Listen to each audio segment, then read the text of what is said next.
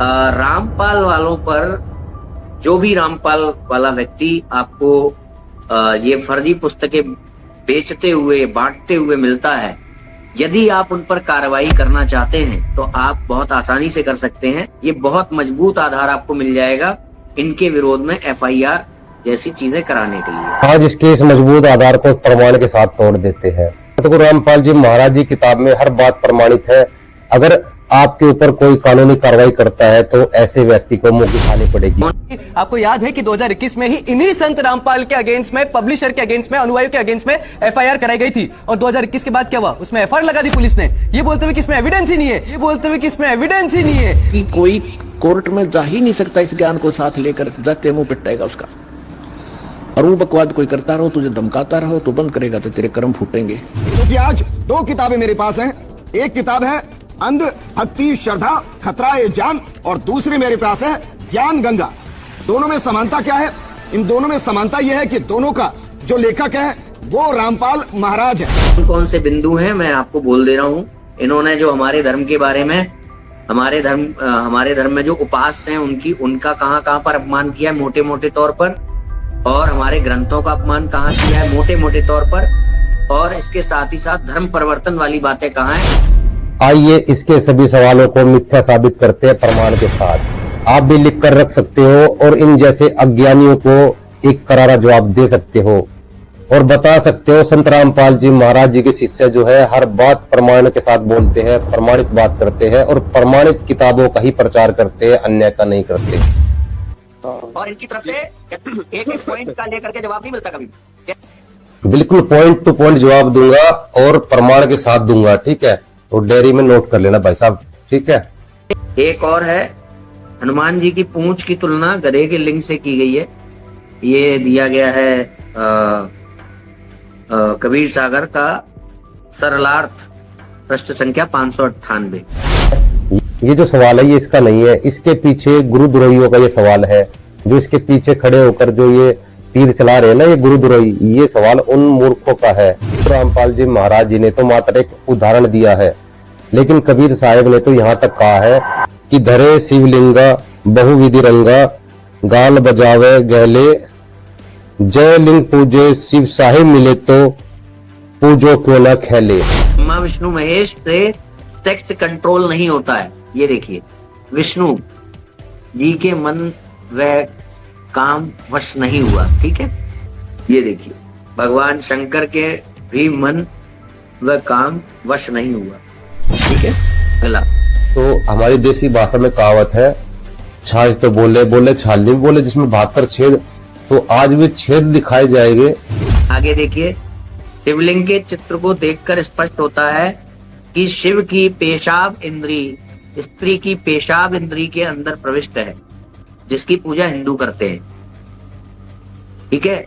और नीचे लाइए, और नीचे लाइए, थोड़ा नीचे लाइए सीन। ये शिवलिंग की पेशाब इंद्री, स्त्री की पेशाब इंद्री, जिसकी पूजा हिंदू करते हैं। शिवलिंग की पूजा शर्मनाक है। इन पुराणों से दिखाए गए।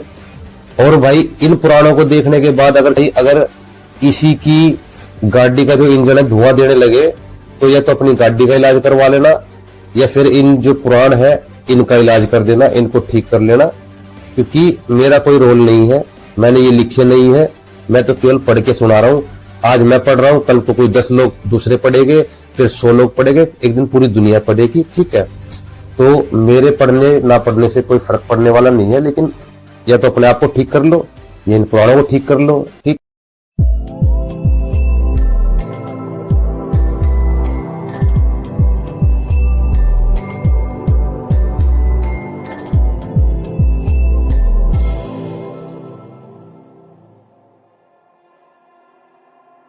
सतगुरुदेव की जय। बंदी छोड़ कबीर परमेश्वर की जय। बंदी छोड़ सतगुरु रामपाल जी महाराज की जय।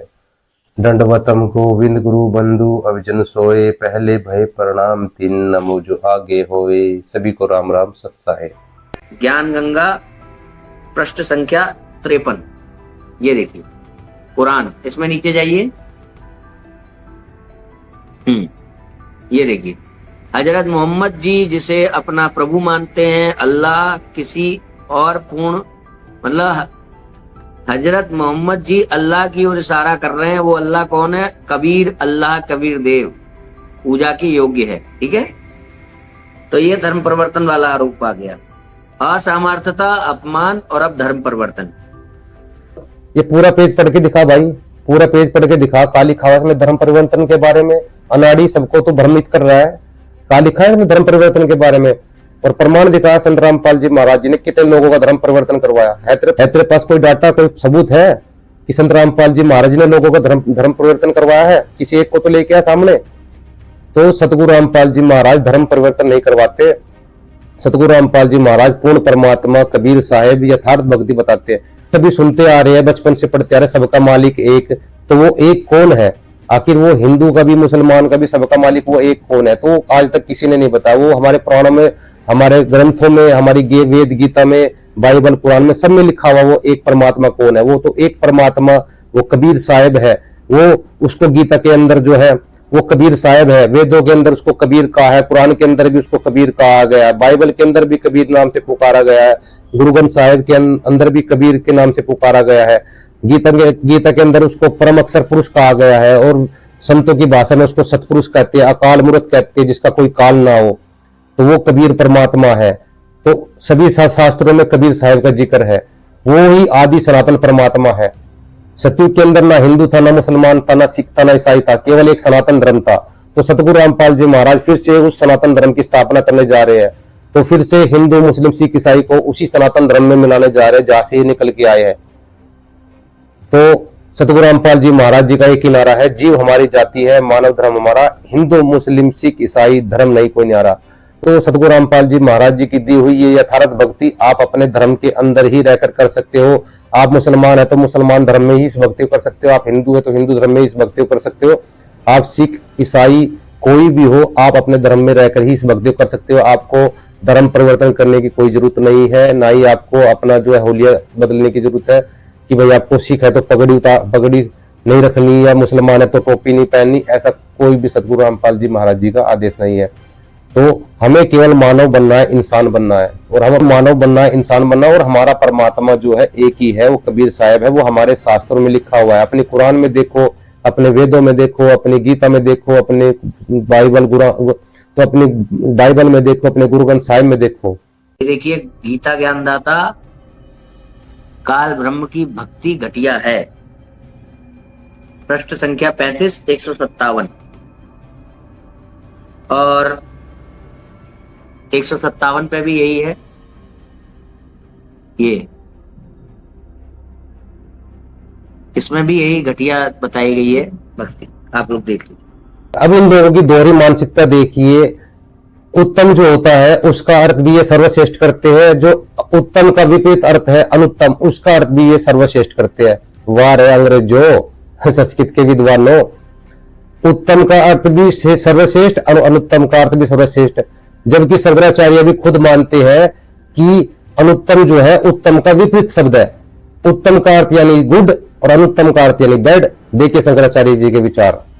उत्तम और अनुत्तम में क्या अंतर है, क्या अंतर लगता है आपको?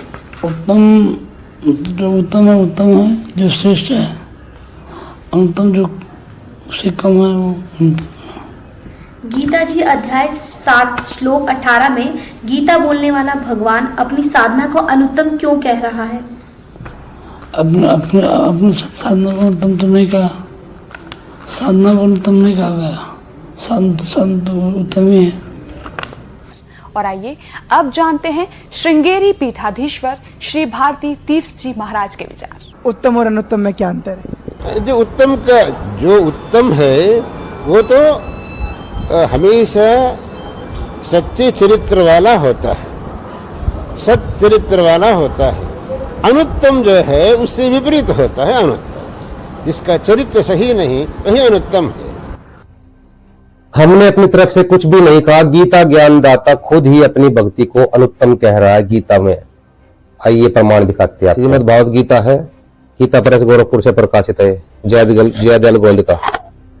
इसके मात्य अध्याय 7 के श्लोक नंबर 18 पे, ये सभी उद्धार आत्मा, यानी गीता ज्ञानदाता, गीता ज्ञान देने वाला भगवान कह रहा है ये सभी उद्धार है, परंतु ज्ञानी साक्षात मेरा स्वरूप ही है, मेरा मत है, क्योंकि वह मदगत मन बुद्धि वाला ज्ञानी भक्त अनुत्तम माने घटिया, इन्होंने यहाँ अति उत्तम कर दिया। अनुत्तम का अर्थ इन्होंने अनुत्तम का अर्थ जो है अति उत्तम कर दिया। देख, अनुत्तम का अर्थ घटिया। गति स्वरूप मुझ में ही अच्छी प्रकार स्थित है, यानी मेरी जो है घटिया साधना में ही ये जो है लगे हुए हैं। अभी आपने शंकराचार्य से के मुंह से भी सुना कि उत्तम का अर्थ होता है श्रेष्ठ, अनुत्तम का अर्थ होता है घटिया, यानी विपरीत शब्द। तो ये जो है घटिया साधना में ही, गति में ही लगा हुआ है, यानी गीता ज्ञानदाता की साधना घटिया है, यानी अच्छी नहीं है। अभी हमने आपको प्रमाण दिखाया, गीता ज्ञानदाता ने अपनी साधना को अनुत्तम कहा, यानी घटिया। अब घटिया क्यों कहा? क्योंकि अध्याय 9 के श्लोक 17 में गीता ज्ञानदाता कह रहा है कि अर्जुन मैं ही ओंकार हूँ और ऋग्वेद, सामवेद और यजुर्वेद मैं ही हूँ, यानी तीनों वेद मैं ही हूँ। और अध्याय 9 के 20-21 में कहता है कि अर्जुन तीनों वेदों के द्वारा जो भक्ति की जाती है वे लोग जो है स्वर्ग में चले जाते हैं और वहां पुण्यों को खर्च करके फिर वापस इस मृत्यु लोक में वापस आते हैं, यानी पुण्यों के आधार से स्वर्ग में जाते हैं, फिर पुण्य अक्षय होने के बाद वापस मृत्यु लोक में आते हैं, उनका जन्म मन समाप्त नहीं होता। इसलिए इस गीता ज्ञानदाता ने अपनी गति को अनुत्तम गति। अभी आपने जो है शंकराचार्य के मुख से भी सुना कि उत्तम माने श्रेष्ठ और अनुत्तम का अर्थ होता है विपरीत, यानी जो श्रेष्ठ ना हो। भाई कह रहा है शिवाजी द्विवेदी की अनुत्तम का अर्थ होता है सर्वश्रेष्ठ, सबसे बढ़िया। तो भाई अगर ऐसा है तो एक बार जयकारा लगा के दिखा दो अपने गुरु के नाम से, अपने गुरु के नाम से जयकारा लगा दो, अनुत्तम निश्चलानंद जी महाराज की जय। अनुत्तम शब्द लगाओ अपने गुरु के सामने, एक बार जोर से बोल दे कि तुम्हारा गुरु जो है अनुत्तम है, बोल के दिखा दे भाई। तो भाई धन्य है वो अनुत्तम माता और धन्य है वो अनुत्तम पिता जिन्होंने आप जैसे अनुत्तम पुत्र को जन्म दिया। देखिए आगे देखिए, शिवलिंग के चित्र को देखकर स्पष्ट होता है कि शिव की पेशाब इंद्री स्त्री की पेशाब इंद्री के अंदर प्रविष्ट है, जिसकी पूजा हिंदू करते हैं। ठीक है, और नीचे लाइए, और नीचे लाइए, थोड़ा नीचे लाइए सी। ये शिवलिंग की पेशाब इंद्री, स्त्री की पेशाब इंद्री, जिसकी पूजा हिंदू करते हैं। ठीक है, आगे चलिए। 1 मिनट। शिवलिंग की पूजा करने वाले हिंदू बेशरम हैं। इसी में आगे जाइए, देखिए लिखा होगा, ये देखिए, ये बेशर्म पूजा हिंदू। ठीक है, और आगे चलिए। शिवलिंग की पूजा शर्मनाक है। ये देखिए, जो शर्म की बात तो है। ये सब कहाँ लिखा है? अंधश्रद्धा भक्ति खतरा है जान, पृष्ठ क्रमांक 18, 19, 20। शिवलिंग के बारे में जो है बहुत सी पुराणों में प्रमाण है, फिर भी हम आपको 2 पुराणों से प्रमाण देंगे, श्रीमद् देवी भागवत से प्रमाण देंगे और शिव महापुराण से प्रमाण देंगे कि शिव जी का जो शिवलिंग है वो क्या है।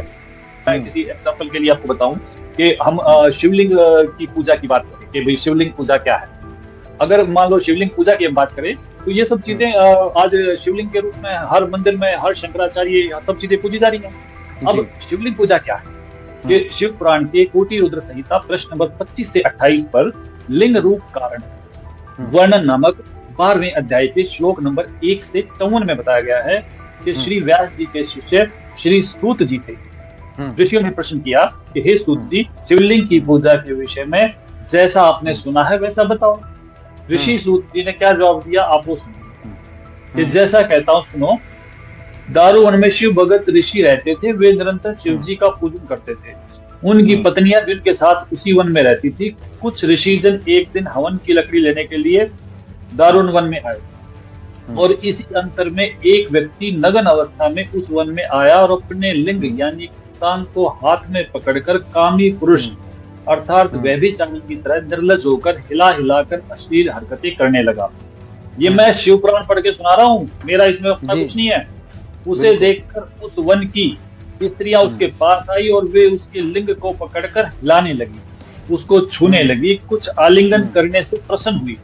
उसी समय ऋषि आ गए और उन ऋषियों ने कहा कि तू ऐसा बेशरम करने वाला कौन है, तेरा लिंग धरती पर गिर जाए। उस समय उसका लिंग भूमि पर गिर गया, जलने लगा, तीनों लोकों में जलता हुआ गया उसको शांत करने के लिए पार्वती की स्तुति की गई और उससे कहा गया कि आप योनि लिंगी अर्थात मैं बताऊं लिंगी को प्राइवेट पार्ट ऑफ वुमेन बन जाओ। पार्वती जी ने योनि को धारण किया और उस जलते हुए लिंग को उस योनि में डाला गया, तब वह शांत हुआ। उसके पश्चात उस शिवलिंग की ऐसी मूर्ति जिसमें स्त्री योनि में लिंग प्रविष्ट हो, पत्थर की बनाकर स्थान स्थान पर कर पूजा शुरू हुई। ये शिव पुराण पढ़ा है मैंने जी। इसको क्यों बिकने देता है? ये कहता है कि मैं ज्ञान गंगा को बिकने नहीं दूंगा। ये शिव पुराण बिक रहा है और ये कौन है ये घोषणा करने वाला कि क्या बिकेगा और क्या नहीं बिकेगा?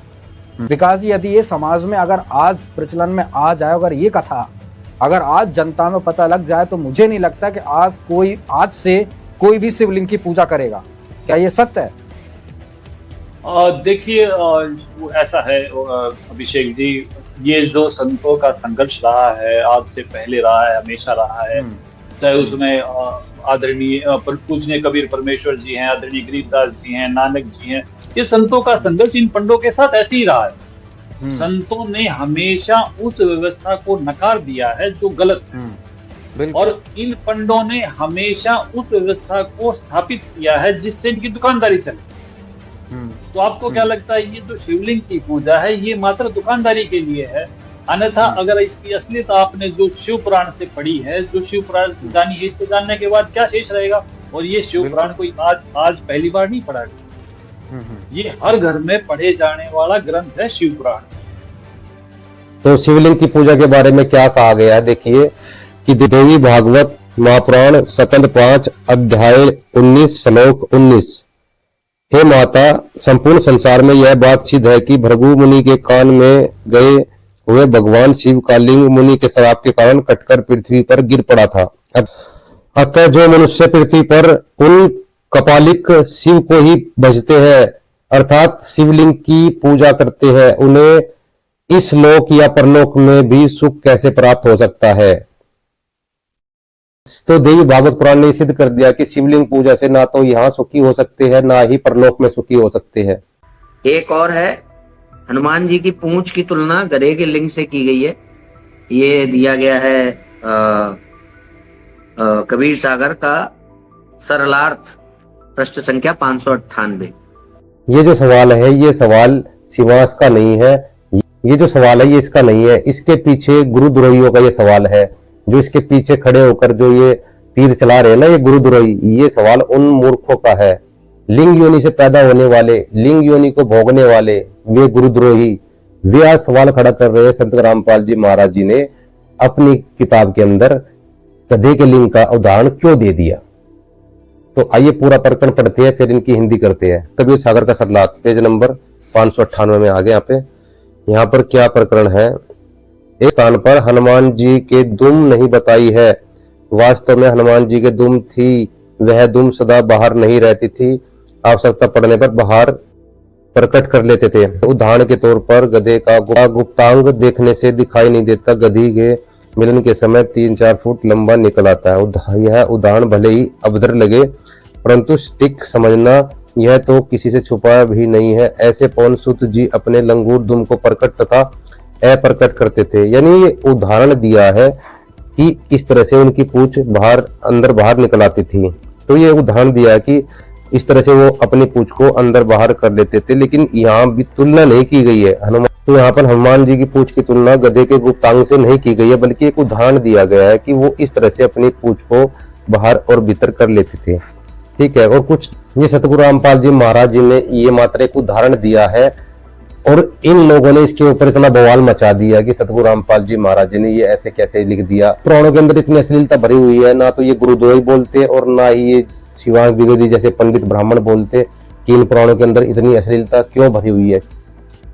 उसके ऊपर इनका किसी का ध्यान नहीं है, लेकिन एक संत को बदनाम करने के पीछे सारे लगे हुए हैं। तो गुरु रामपाल जी महाराज जी ने तो मात्र एक उदाहरण दिया है, लेकिन कबीर साहिब ने तो यहाँ तक कहा है कि धरे शिवलिंगा बहुविधि रंगा, गाल बजावे गहले, जय लिंग पूजे शिव साहिब मिले तो पूजो क्यों न खेले। कि कबीर साहब कहते हैं कि जो पत्थर का तुम लिंग पूजते हो उससे अच्छा तो है तुम जो है सांड का जो लिंग है वो पूज लो।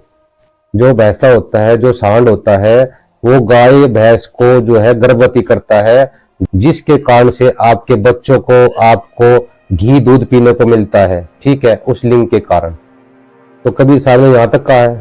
सतगुरु रामपाल जी महाराज जी ने तो मात्र एक उदाहरण दिया है, लेकिन तुम लोग जो है सरेआम अपनी गाय भैंस को तुम ले जाकर सांडों के पास या भैंसे के पास ले जाकर उनको गर्भवती करवाते हो। ये बेशर्मी वाला काम तुम सरेआम करते हो। अगर तुम गुरुद्रोहियों को लिंग का उदाहरण इतना ही बुरा लगता है तो तुम इन गाय भैंस को सरेआम जो है इन सांडों से और भैंसे से गर्भवती क्यों करवाते हो? क्यों इतना बेशर्मी व भराव के काम करते हो? गाय भैंस के दूध की जगह मूत पीकर दिखाओ, बंद करो ये बेशर्मी वाला काम। तुम जब शादी ब्याह करते हो तुम जब शादी ब्याह करते हो स्त्रीलिंग और पुल्लिंग ढूंढते हो ना, तो गुरुद्रोहियों तुम्हारे नाना जी ने तुम्हारी माता जी के लिए लिंग ढूंढा, तभी तो तुम इस संसार में आए। उस लिंग के कारण तो तुम इस संसार में आए। अगर तुम्हारी माता जी को किसी हिजड़े के ब्याह देते तुम संसार में कैसे आते?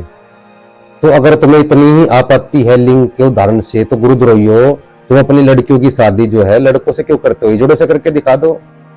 ये सतगुरु रामपाल जी महाराज जी ने जो ये गुप्तांग का उदाहरण दिया है, ऐसे ऐसे उदाहरण तो हम जब स्कूल में पढ़ते थे साइंस के अंदर भी आते थे। और जो हमारी जो एक पुस्तक होती थी कृषि विज्ञान के अंदर कृत्रिम गर्भधान और प्राकृतिक गर्भधान के बारे में पूरा का पूरा लिखा होता था। गाय भैंस के सांड के बारे में पूरा का पूरा उसमें प्रकरण लिखा होता था और साफ साफ शब्दों में लिखा होता था। लड़के लड़कियां सब बैठे रहते थे एक साथ, और जब उस पाठ को पढ़ा जाता था, सबके सामने पढ़ा जाता था, तो कुछ लोगों की समझ में आता था तो नीचे मुंह करके हंसते भी थे। लेकिन क्या अब सच्चाई से मुंह फेरा जा सकता है? सच्चाई तो सच्चाई है, वो पढ़ी भी जाएगी, उससे मुंह थोड़े ना फेरा जा सकता है।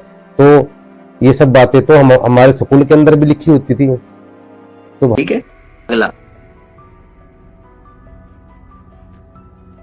अच्छा, ब्रह्मा विष्णु महेश की पूजा करने वाले मूर्ख हैं, ये इसमें बताया गया है। ठीक है, भगवान विष्णु के उपासक होते हैं, ये सब मूर्ख हैं। इसमें नीचे नीचे देखिए मूर्ख कहा है, देखिए ऊपर भी लिखा है नीचे भी लिखा है मूर्ख। ठीक है, ये हम नहीं कहते भाई, गीता में लिखा हुआ रजगुण ब्रह्मा, सतगुण विष्णु, तमगुण शिव जी। इन तीनों देवताओं की पूजा करने वालों को गीता में क्या संज्ञा दी गई है? आप खुद पढ़िए गीता के अंदर से विद प्रमाण देख लीजिए। थोड़े थोड़े हिंट दे रहा है ये दास, जो आपको बहुत आसानी से समझ में आ जाएंगे। अब देखिएगा श्रीमद् देवी भागवत, जिसमें संस्कृत भी साथ है। श्रीमद् देवी भागवत हिंदी टीका सहित भाग 1 तीसरा सेकंड में हम आपको दिखाते हैं, प्रश्न नंबर 11 पर। और भाषा टीका युक्त तृतीय सेकंड 5वां अध्याय, इसका 8वां मंत्र। अब भगवान शंकर कह रहे हैं, हे माता, यदि हमारे ऊपर, दुर्गा को कह रहा अपनी माता को शंकर भगवान, हे माता, यदि हमारे ऊपर सदा आप दया युक्त हो तो हमको तमोगुण में किस प्रकार प्रदान किया है? ब्रह्मा रजोगुण और हरि सतगुण युक्त क्यों किए हैं? इति सिद्धम रजगुण ब्रह्मा सतगुण विष्णु तमगुण शिव जी। एक और प्रमाण दिखाते हैं मार्कंडेय पुराण में। मार्कंडेय पुराण गीता प्रेस गोरखपुर से प्रकाशित 122 ये 123 पृष्ठ पे यहाँ लिखा है, रजोगुण प्रधान ब्रह्मा, तमोगुण प्रधान रुद्र और सत्व प्रधान विश्वपालक विष्णु है। ये ही 3 देवता हैं और ये ही 3 गुण हैं। कति क्लियर कर दिया, यही 3 देवता हैं और यही 3 गुण हैं। पुण्यात्माओं, अब आसानी से समझ आ जाएगी कि ये पवित्र सदग्रंथ यानी श्रीमद् भगवत गीता। अब फिर देखिएगा श्रीमद् भगवत गीता अध्याय नंबर 7 और श्लोक नंबर फिर देखिएगा 12।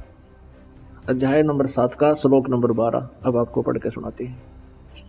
और भी जो सतगुण से उत्पन्न होने वाले भाव, सतगुण माने विष्णु जी से सतिथि, और भाव है जो रजगुण ब्रह्मा जी से और तमगुण शिव जी से।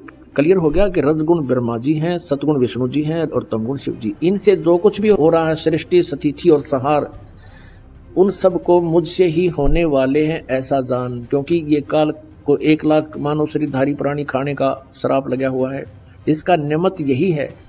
और ये कहता है, परंतु वास्तव में उनमें मैं और वे मुझ में नहीं हैं। ये ब्रह्मा विष्णु महेश से न्यारा है, अलग है, चौथा इनका पिता है।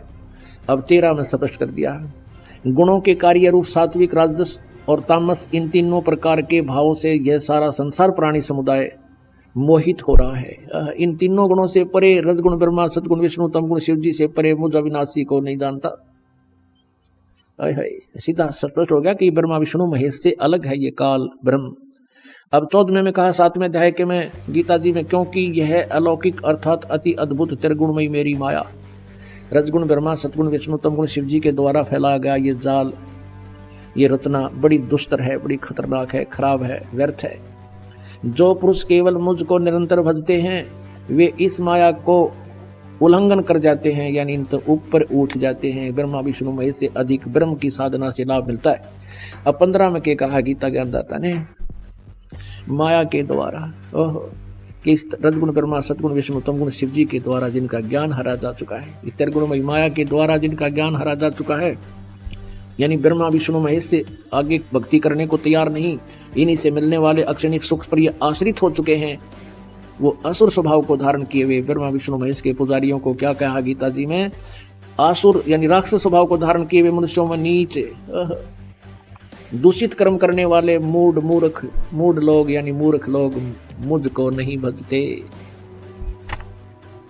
कैसे रजगुण ब्रह्मा है, इन तीनों गुणों के उपासकों को कैसे राक्षस और राक्षस स्वभाव को धारण किए हुए मनुष्यों में नीच, दूषित कर्म करने वाले मूर्ख कहा है। गिरी, पुरी, नाथ, ओगड़, नागा ये सभी तमगुण शिव जी के पुजारी हैं और वैष्णु साधा विष्णु जी के पुजारी हैं। वैष्णु जो संत हैं साधक, ये सतगुण विष्णु जी के पुजारी हैं। वहां जब कुंभ का पर्व आता है, ये अपने अपने ग्रुप में, अपने अपने समुदाय में जाकर इकट्ठे हो जाते हैं। गिरी अलग, पुरी अलग, नाथ कनपाड़े अलग, वैसे नाथ अलग, नागा न्यारे और वैष्णु अलग से। सबसे पहले नागा पहुंच गए, हर की पैड़ियों पर खड़े हो गए स्नान करने की तैयारी में। नागा होते हैं वो नग्न रहते हैं, बिल्कुल निवस्त्र रहते हैं और शरीर पर राख वगैरह लगा लेते हैं। वैष्णु साधु विष्णु जी के उपासक है। पीछे से वैष्णु ग्रुप चला गया। वैष्णु साधुओं ने कहा नागाओं से कि नागाओं हम पहले स्नान करेंगे, तुम मत स्नान करना, हम सर्वश्रेष्ठ हैं, हम सतगुण विष्णु जी के उपासक हैं। अब नागाओं ने कहा कि नहीं, हम सर्वश्रेष्ठ हैं, हम त्यागी और वैरागी, निवस्त्र हैं, हम नी इच्छा हैं, हम वस्त्र भी धारण नहीं करते हैं, हमें कोई किसी से लेना देना नहीं है, हम सर्वश्रेष्ठ हैं, प्रथम हम स्नान करेंगे। अब वैष्णु साधु कहने लगे कि नहीं, हम श्रेष्ठ हैं, हम सर्वप्रथम स्नान करेंगे। तुम काहे के श्रेष्ठ हो? नागाओं से कहने लगे, तुम सरड फरड टट्टी के हाथ बिना धोते पशु की तरह नंगे फिरते हो, बाहर मरो, पहले हम नहावांगे, बाहर आओ। अब वो नहाना स्नान करना तो भूल गए। आपस में उसने उसका जुट पकड़ लिए बाल, और उसने उसके गुट्टम गुट्टा, बुड़कम बुड़का, तलवार निकाल लाई, सीधी काट कर्द मारने लगे तलवार से, तीर से, पता नहीं किस किस प्रकार वहां कत्लेआम मचा दिया। 25,000 ये त्रिगुण उपासक आपस में लड़का मर गए।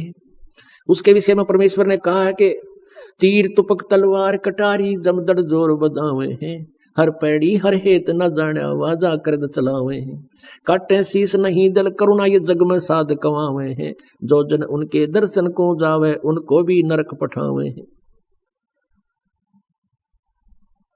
कहते हैं हर पैड़ी हर हेत नहीं जाने और वहां जाकर चलावे हैं। 25,000 ये त्रिगुण उपासक कटका मर गया आपस में। कहते काटे शीस नहीं दल करुणा, एक दूसरे का गर्दन काट रही है, हर साधु को में इनका दया भी को नहीं। तो वही गीता जी बता रही है कि त्रिगुणमयी माया के द्वारा, यानी रजगुण ब्रह्मा, सतगुण विष्णु, तमगुण शिव जी से मिलने वाले इस अस्थायी लाभ सिद्धि साधियों में ये अपना जीवन विनाश करने वाले राक्षस स्वभाव को धारण करने किए हुए मनुष्यों में नीच और दूषित कर्म करने वाले मूर्ख मेरी साधना भी ना करते हैं। शैतान द्वारा दुर्गा माता संग बलात्कार कहाँ लिखा है?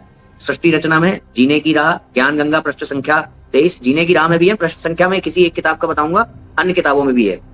शैतान ने बलात्कार करने के लिए नाखूनों से दुर्गा माता के एक स्त्री इंद्री लगा दी, मतलब जो पार्ट होता है स्त्री वाला गुप्तांग, वो शैतान ने लगाया, फिर जो है वो दुष्कर्म किया। ये भी कहाँ लिखा है? अब शैतान काल ने दुर्गा देवी का बाजू हाथ से पकड़ा तो दुर्गा देवी में भी वासना, सेक्स की इच्छा जागृत हो गई, मन मारकर काल का साथ देना पड़ा। ये कहाँ लिखा है?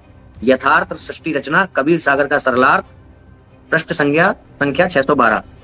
हमने वहां पर केवल एक यही बात कही थी क्या, सीता माता का रूप धारण करने वाली ये भी तो कहा था, तेरे ही वीडियो में दिख रहा है, जब मैं चिल्ला के बोल रहा हूँ कि दुर्गा माता के साथ ये जो दुराचार तूने लिखा है, ये कहाँ लिखा है? दिखाया तूने प्रमाण? माता दुर्गा के साथ बलात्कार लिखा है, ये देखो, ये देखो, कब हुआ बलात्कार? दिखाओ प्रमाण। ऊपर से आप कह रहे हैं प्रमाण है आपके पास, आइए प्रमाण कह रहे हैं, प्रमाण है हमारे पास।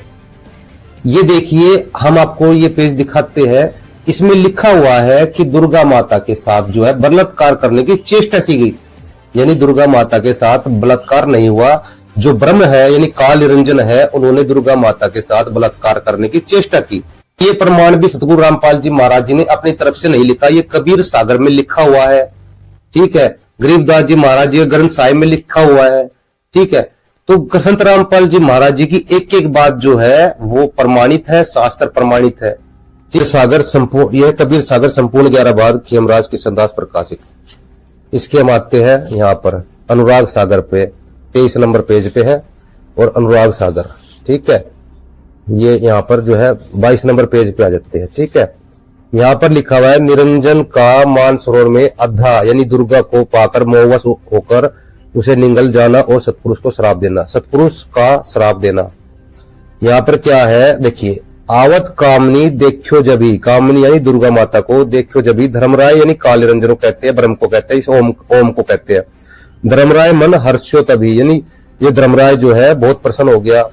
कहा देखी अष्टंगी, अष्टंगी यानी दुर्गा केरी, धर्मराय इतरान्यो हेरी। कहा अनंत अंत को चुनाही, काल मगन है निरखता ही, यानी निरखत धर्मसु भयो अधीरा, अंग अंग सब निरख शरीरा, यानी जो उनकी दुर्गा माता जो थी अष्टंगी, उसके अंग अंग को ये यानी निरख यानी उसको एक टक देखने लगा, ठीक है। धर्मराय कन्या कहे ग्रासा, काल स्वभाव सुनो धर्मरासा, यानी कि धर्मराय कन्या को काल ने ग्रास कर लिया, यानी धर्मराय ने उस कन्या यानी दुर्गा को खा लिया। खाया नहीं था, इसने जो है बलात्कार करने के उद्देश्य से जो है मुंह खोला था, तो ये दुर्गा जो है छोटा रूप बनाकर, सूक्ष्म रूप बनाकर इसके धर्मराय के पेट में चली गई थी, मुंह के रास्ते। तो ये खाया नहीं था, ये क्या था, धर्मराय इस काल ने जो है इसकी नीयत खराब हो गई थी, तो इसने दुर्गा के साथ बलात्कार करना चाहा। तो जैसे इसने बलात्कार करने के लिए मुंह खोला, तो दुर्गा जो है एक सूक्ष्म रूप बना करके उसके मुंह में चली गई। तो कहते हैं ये ग्रासा, कहते हैं कीनी ग्रास काल अन्यायी, कीनी ग्रास काल अन्यायी, तब कन्या चित विस्मय लाई, कि जब दुर्गा माता जो है सूक्ष्म रूप बनाकर इसके मुंह के रास्ते पेट में चली गई, यानी किस काल ने इसको दुर्गा को खा लिया, तब कन्या चित विस्मय लाई, तत्क्षण कन्या कीन पुकारा, काल निरंजन कीनी आहारा। जब कन्या ने दुर्गा माता ने पुकारा कि काल निरंजन ने मुझे खा लिया है। तो ये लंबी चौड़ी वार्ता है। तो कहते यही चरित्र पुरुष भल जानी, दीन्या साफ सो कह बखानी, यानी जो है कबीर परमात्मा ने सतपुरुष ने, यानी परमात्मा ने सतपुरुष ने, यानी सतपुरुष दयाल तन तान शीश मम बख्शन तीनो हो सतपुरुष दया भल चीनो, यानी सतपुरुष को जब बुलाया तो सतपुरुष ने जो है इस काल को दिन को श्राप दे दिया कि लख जीव नित ग्रासन कभू सवा लख नित प्रति विस्तृत हो, यानी का पुरुष का श्राप निरंजन को, यानी ओमकार को निरंजन को श्राप दिया कि तू 1 लाख जो जीव है डेली तू खाएगा और 1.25 लाख जो है पैदा करेगा। ठीक है, यहां तक तो इतना हो गया। अब हम आते हैं 24 नंबर पेज पे अनुराग सागर के। तो इनको दोनों को फिर वहां से भगा दिया सतलोक से, निरंजन को, दुर्गा को, अध्या को। तो इन दोनों को वहां से भगा दिया, इसके पेट से इसको निकाल दिया था परमात्मा ने, दुर्गा को इस काल के पेट से। तो यहाँ पे क्या होती है, दुर्गा और काल की वार्ता होती है निरंजन की। क्या धर्मनी सुन आदि कुमारी, अब जानी डरपो त्रास हमारी, पुरुष रचा तो ही हमें हमरे काजा, यानी भगवान ने तुझे मेरे लिए भेजा, एकमति होए करहु उपराजा, यानी हम दोनों एक होकर सब सारी उत्पत्ति करते हैं। हम है पुरुष तुम हो नारी, अब जानी डरपो त्रास हमारी, कि हम पुरुष है तुम नारी हो और मेरी प्यास बुझाओ। कह कन्या कस बोलहु बाणी, भ्राता ज्येष्ठ प्रथम हम जानी, कि तू मेरा बड़ा भाई है, मैंने तुझे पहले जाना है, तुम क्या बोल रहे हो, तुम मेरे बड़े भाई के समान हो, क्योंकि कबीर परमात्मा उसी सतपुरुष से तुम्हारी उत्पत्ति हुई है, मेरी भी उससे तुम्हें उत्पत्ति हुई है। कन्या कह सुनो ताता, ऐसी विधि जनी बोलू बाता, अब मैं पुत्री भई तुम्हारी, क्योंकि ये उसके पेट से बाहर आई थी काल के। तो बोली ताते उधर मांझ लियो तारी, यानी मैं आपके उधर यानी पेट से बाहर आई हूँ, यही मान लो कि मैं आपकी पुत्री होगी। जेठ बंधु प्रथम ही के नाता, अब तो अहो हमरो ताता, तो इसने दुर्गा ने कहा कि भाई तुम मेरे साथ ये काम ना करो, तुम मेरे बड़े भाई माँ हो और फिर दूसरी बात मैं तुम्हारे पेट से आई हूं, तुम्हारी पुत्री होगी। तो फिर क्या हुआ, अब जो है ये लंबी चौड़ी वार्ता है यहाँ पर। तो फिर यहाँ पर जो है तो ये क्या निरंजन कहता है, क्या है निरंजन सुनो भवानी, यह मैं तो ही को सहिदानी, पाप पुण्य डर हम नहीं डरता, पाप पुण्य के हम ही करता, पाप पुण्य हम ही से होई, लेखा मोर न ले कोई। तो ये जो है अब यहाँ पे मालिक बन गया, खुद ठेकेदार बन गया कि अब मेरा कोई कुछ नहीं बिगाड़ सकता। तो फिर दुर्गा ने जो है इसको समर्पण कर दिया। तो फिर आगे जो है यहाँ पर जो है ये देखो, तो फिर यहाँ पे लिखा हुआ है कि रहस वचन बोलू मदभानी, नारी नीच बुद्धि रति विधि ठानी, यानी नारी ने जो है रति क्रिया की ठान ली कि हाँ भी ठीक है, रति क्रिया नहीं संभोग क्रिया करते हैं।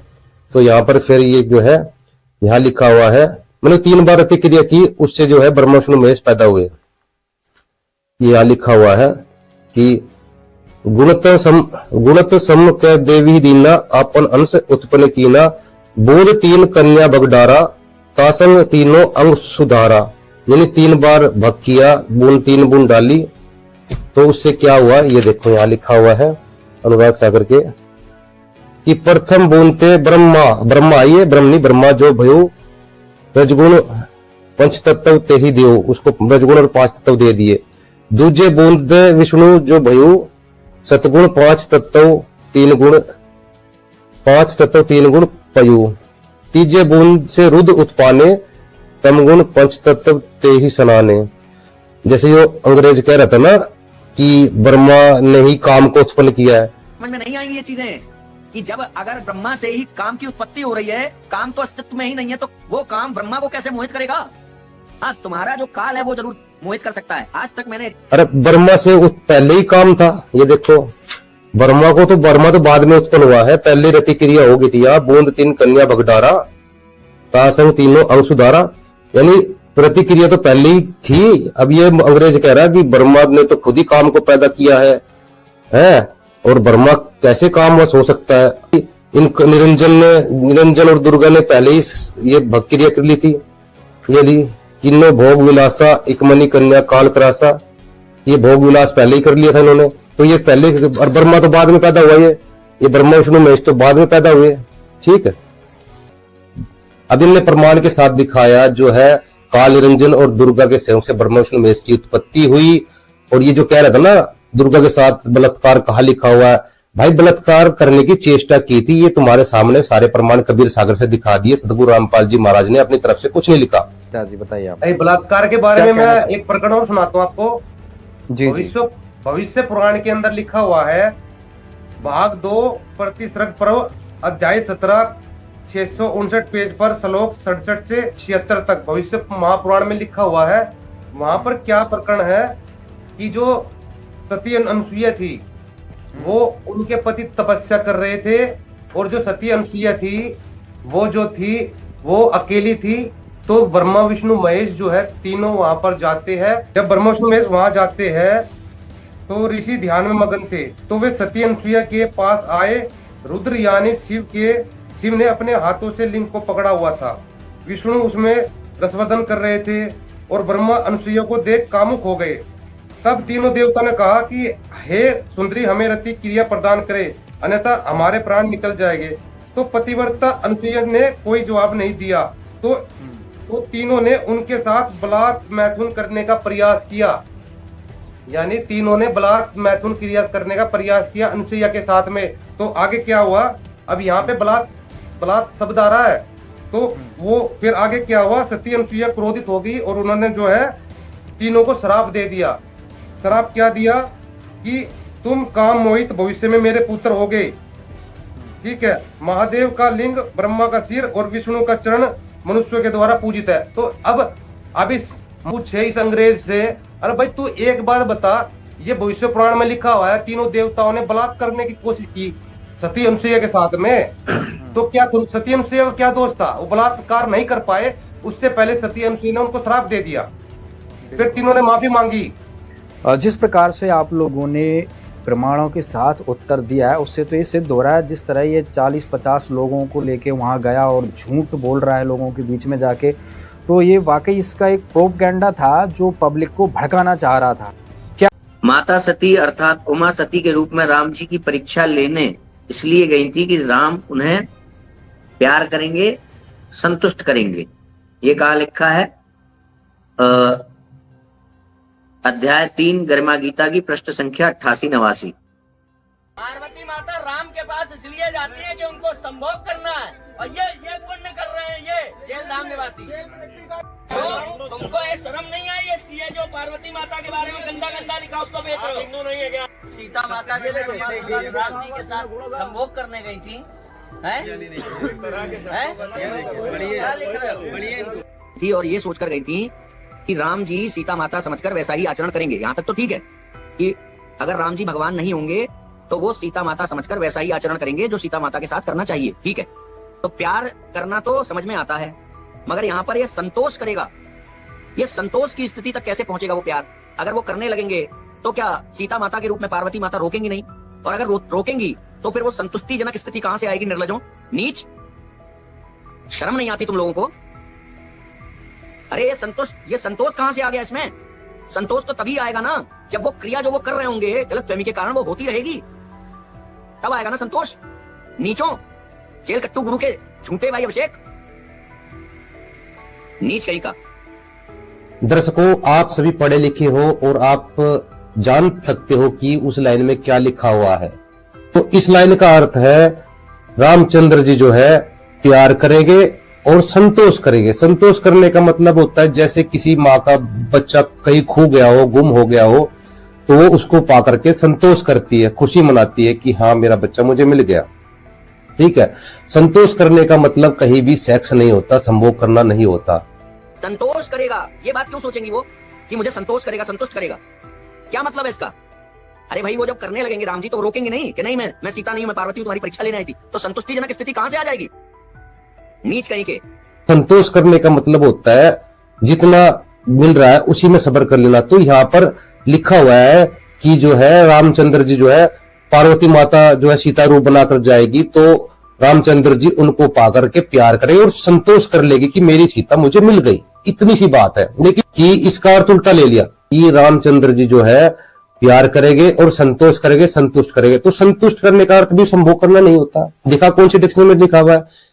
संतोष करेगा, ये बात क्यों सोचेंगी वो कि मुझे संतोष करेगा, संतुष्ट करेगा? क्या मतलब है इसका? अरे भाई वो जब करने लगेंगे राम जी तो रोकेंगे नहीं कि नहीं मैं सीता नहीं हूं, मैं पार्वती हूं, तुम्हारी परीक्षा लेने आई थी। तो संतुष्टिजनक स्थिति कहां से आ जाएगी? नीच कहीं के। क्योंकि तुम जो होते हो अर्थों का अनर्थ करते हो। दिखा संतुष्ट करना या संतोष करने का अर्थ संभोग करना होता है। एक स्त्री जो होती है संभोग करने से संतुष्ट होती है और किसी तरह संतुष्ट नहीं होती वो। जैसे मैं एक रेस्टोरेंट में काम करता था तो मैं वहां पर एक वेटर था। तो जब हम वेटर जो है गेस्ट को खाना खिला देते थे तो हमें एक फीडबैक फॉर्म दिया जाता था कि आप जो है ये फीडबैक फॉर्म गेस्ट से भरवाइए। तो उस फीडबैक में लिखा होता था को खाना गर्म मिला, ताजा मिला, वेटर की सर्विस में कोई कमी तो नहीं रही। तो उसमें लिखा होता था आर यू सेटिस्फाई, यानी आप संतुष्ट हो। तो गेस्ट वहां पर लिखता था कि भाई खाना मुझे अच्छा मिला और वेटर ने जो सर्विस दी वो भी बहुत अच्छी थी, है ना। तो खाना भी मुझे ताजा मिला, हर चीज मुझे फ्रेश मिली और मैं संतुष्ट हूं। यानी लेडीज भी आती थी वहां पर और जेंट्स भी आते थे और जो फीमेल थी वो भी ये लिख के जाती थी कि आई एम सेटिस्फाई, यानी मैं संतुष्ट हूं। तो क्या संतुष्ट होने का मतलब ये सब माना जाए कि उसके साथ वेटर ने संभोग कर लिया था? थोड़ा दिमाग तो लगा। संतोष करने का तू संभोग करना कर रहा है। श्री राम हनुमान जी से अपनी पत्नी माता सीता के बारे में पूछते समय यह तक कह देते हैं कि सीता तो अब रावण की सेज पर सोती होगी। ये कहाँ लिखा है? ये लिखा है आध्यात्मिक ज्ञान गंगा पृष्ठ संख्या 256। अब जो ये बोल रहा है ना ये केवल लोगों को भड़का रहा है। इन ब्राह्मणों ने जो है रामचंद्र जी को भड़काकर शंभुक ऋषि की हत्या करवा दी थी। तो वही काम ये शिवाय द्विवेदी कर रहा है। ये भी एक ब्राह्मण है तो इसका भी काम है संत रामपाल जी महाराज के खिलाफ लोगों को भड़काना, उल्टी सीधी बातें करके। अरे ये बातें जो है जो तू बता रहा है ये बातें जो है गरीबदास जी महाराज जी के अमर ग्रंथ साहिब में लिखी हुई है, ठीक है। ये अपनी संत रामपाल जी महाराज जी ने अपनी तरफ से नहीं लिखी। रामचंद्र जी ने हनुमान जी से सीधे नहीं पूछा कि ये सीता जी कैसी है, उन्होंने घुमा के पूछा था कि अरे रामचंद्र जी ने जो है उस टाइम पे भी शक किया था। और प्रमाण दिखाता हूँ वाल्मीकि रामायण से, रामचंद्र जी ने सीता माता को क्या कहा था। आप दूध का दूध और पानी का पानी हो जाएगा। लो वाल्मीकि रामायण है ये, और द्वितीय खंड है, और ये गीता प्रेस गोरखपुर से प्रकाशित है। ठीक है, इसके हम आते हैं यहाँ पर युद्ध कांड पे और पेज नंबर 620 पे। यहाँ पर देखिए, पढ़िए रामचंद्र जी क्या कह रहे हैं सीता माता को, जब उनको जो है रावण की कैद से छुड़ा कर लाए तो रामचंद्र जी क्या कहते हैं इस वाले श्लोक पे, तुम्हारा कल्याण हो, तुम्हें मालूम होना चाहिए कि मैंने जो ये युद्ध का परिश्रम उठाया है तथा इन मित्रों के पराक्रम से जो ये विजय पाई है, यह सब तुम्हें पाने के लिए नहीं किया गया। ये सदाचार की रक्षा सब और फैले हुए अपवाद का निवारण तथा अपने सुविख्यात वंश पर लगे हुए कलंक का परिमार्जन करने के लिए ही यह सब मैंने किया है। और तुम्हारे चरित्र में संदेह का अवसर उपस्थित है, फिर भी तुम मेरे सामने खड़ी हो। जैसे आंख के रोगी को दीपक की ज्योति नहीं सुहाती, उसी तरह आज तुम मुझे अत्यंत अप्रिय जान पड़ती हो। अतः जानकी कुमारी, तुम्हारी जहां इच्छा हो चली जाओ, मैं अपनी ओर से तुम्हें अनुमति देता हूं। भद्रे, यह 10 दिशाएं तुम्हारे लिए खुली है, अब तुमसे मेरा कोई प्रयोजन नहीं है। ऐसा कुलीन पुरुष होगा जो तेजस्वी होकर भी दूसरे घर में रही हुई स्त्री को केवल इस लोभ से कि यह मेरे साथ बहुत दिनों तक रहकर सौंदर्य स्थापित कर चुकी है, मन में ही ग्रहण कर सकेगा। रावण तुम्हें अपनी गोद में उठाकर ले गया और तुम पर अपनी दूषित दृष्टि डाल चुका है। ऐसी दशा में अपने कुल को महान बताता हुआ मैं फिर तुम्हें कैसे ग्रहण कर सकता हूँ। तो यहाँ कहते हैं, भद्रे, मेरा यह निश्चित विचार है, इसके अनुसार ही आज मैंने तुम्हारे सामने ये बातें कही है।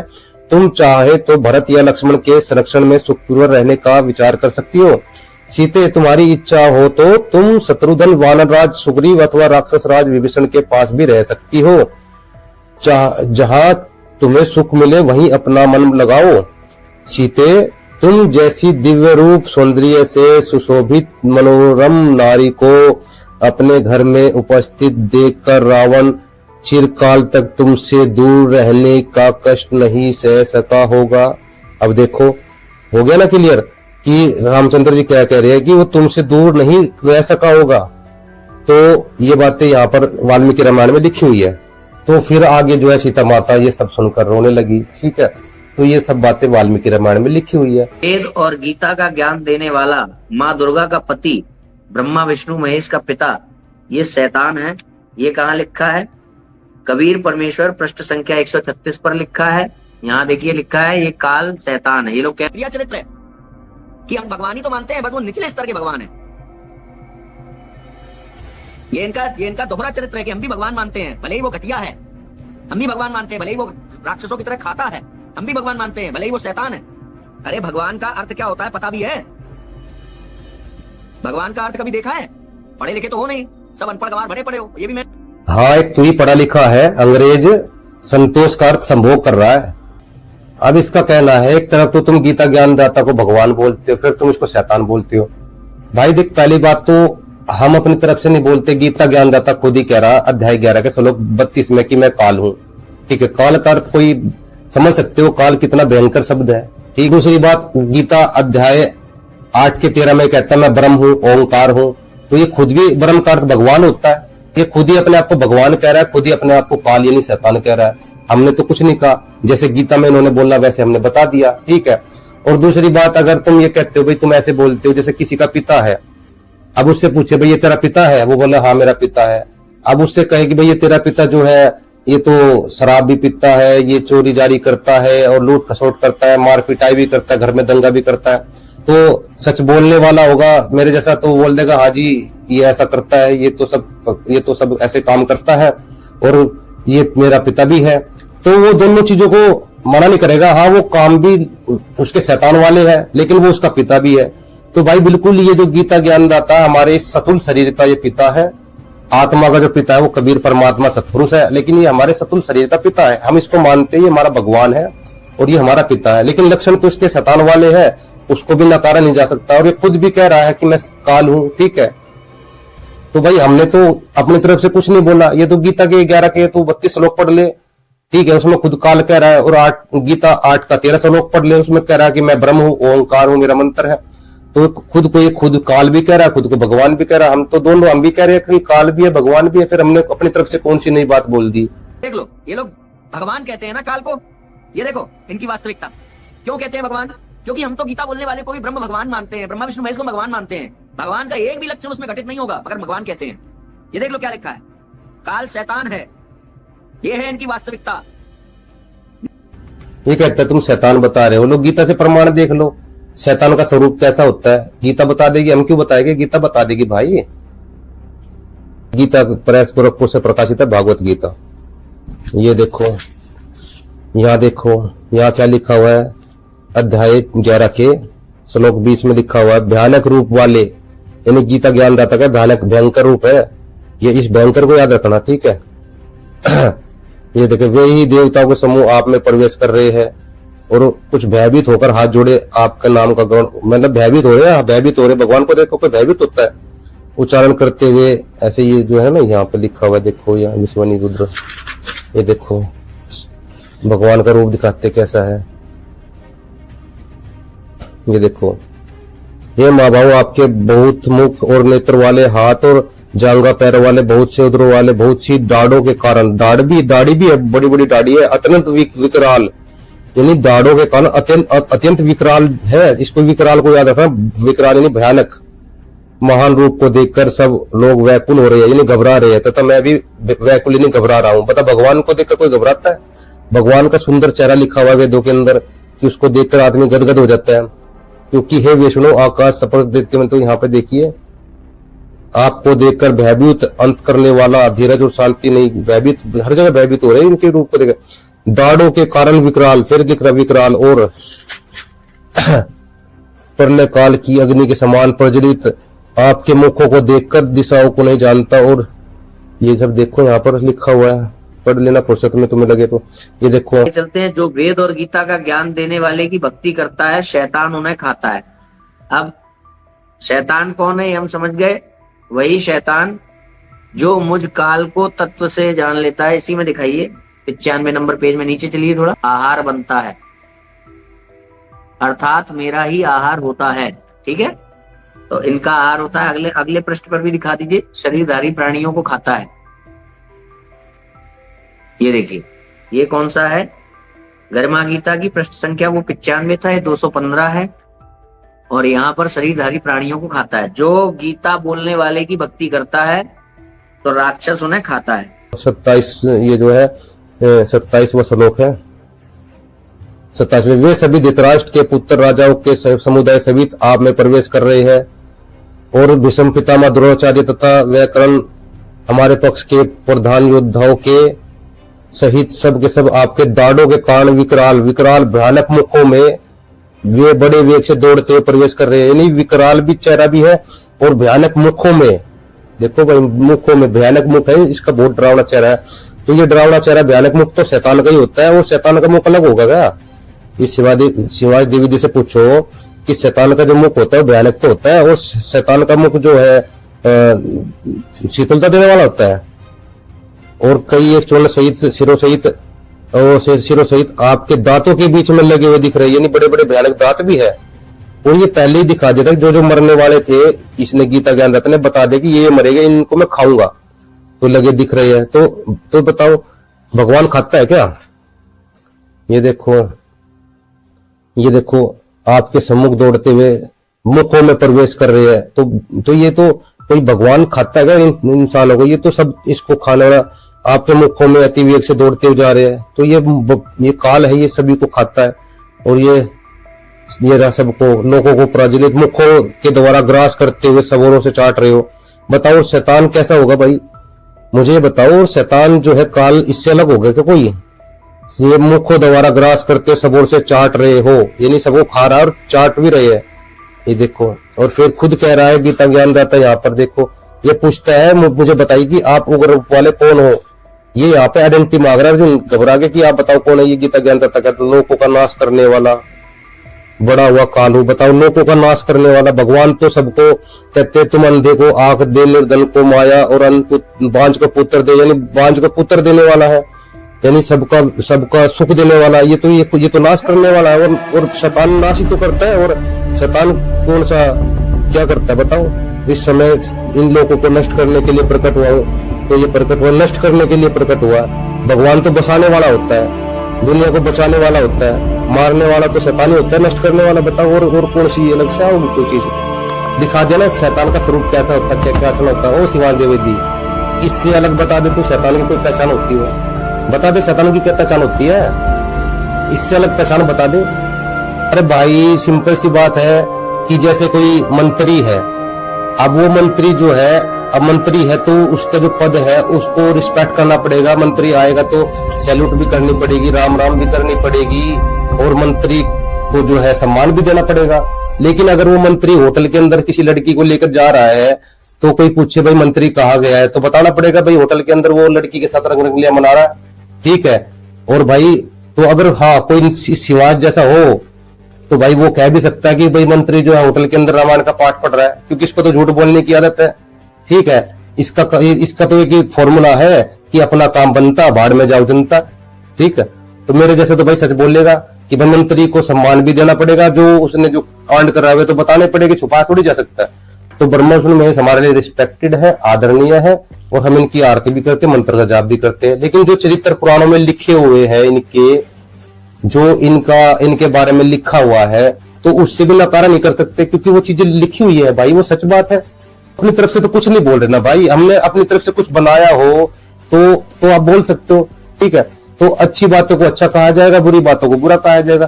तुम्हारा तो वो काम है कि भाई ये मेरा मित्र है, केवल इसकी जो बुराई है उसको इग्नोर करो, और जो है अच्छाई को जो है लोगों को बताओ। तो ऐसे ही हम ब्रह्मा विष्णु महेश का आदर सत्कार भी करते, सम्मान करते, इनके मंत्रों का जाप भी करते हैं। लेकिन जो लोग हैं जो इनसे इच्छा लगाए बैठे कि ब्रह्मा विष्णु महेश जो है रामकृष्ण हमारे पापों का नाश कर देंगे, हमारे श्राप को काट देंगे, या जो है हमारे जन्मन को समाप्त कर देंगे, तो ये नहीं कर सकते। ना तो ये खुद के पाप काट सकते हैं, ना ही आपके काट सकते हैं, ना ये खुद के श्राप को काट सकते हैं, ना आपके काट सकते हैं, ना ये खुद के की जन्म मृत्यु कैंसिल कर सकते हैं, ना ही आपकी जन्म मृत्यु को टाल सकते हैं, ठीक है। सब चीजों के भरोसे आप इनके ऊपर डिपेंड ना रहिए, हम आपको इतना बताना चाह रहे हैं। हाँ ये जो है हम ये नहीं कहते ये बिल्कुल लाभ नहीं देते, हाँ लाभ भी देते हैं। जैसे शिव जी की भक्ति करने से रावण को लाभ हुआ, ऐसा आपको भी हो जाएगा। जैसे सुदामा का एक महल बना दिया, उनको लाभ हुआ। जैसे ध्रुव और प्रहलाद ने विष्णु जी की भक्ति करी, वो स्वर्ग में चले गए, कुछ समय के लिए स्वर्ग में रहेंगे जब तक उनके पुण्य रहेंगे, उसके बाद फिर वो 84 लाख योनि में आ जाएंगे। इतना लाभ आप भी पा सकते हैं उनकी भक्ति करके, ठीक है। लेकिन वो भी गुरु मर्यादा में रह करके और एक इष्ट बना करके ध्रुव प्रहलाद जैसी रावण जैसी भक्ति करेगा, उसको वो चीजें मिलेगी, ठीक है। ब्रह्मा विष्णु महेश से सेक्स कंट्रोल नहीं होता है। ये देखिए विष्णु जी के मन व काम वश नहीं हुआ, ठीक है। और जो उन्हें आसक्त बताते हैं वो मूर्ख हैं। अब ये क्यों मूर्ख हैं? यह 8वें स्कंद का 7वां अध्याय और 33वां श्लोक भागवत।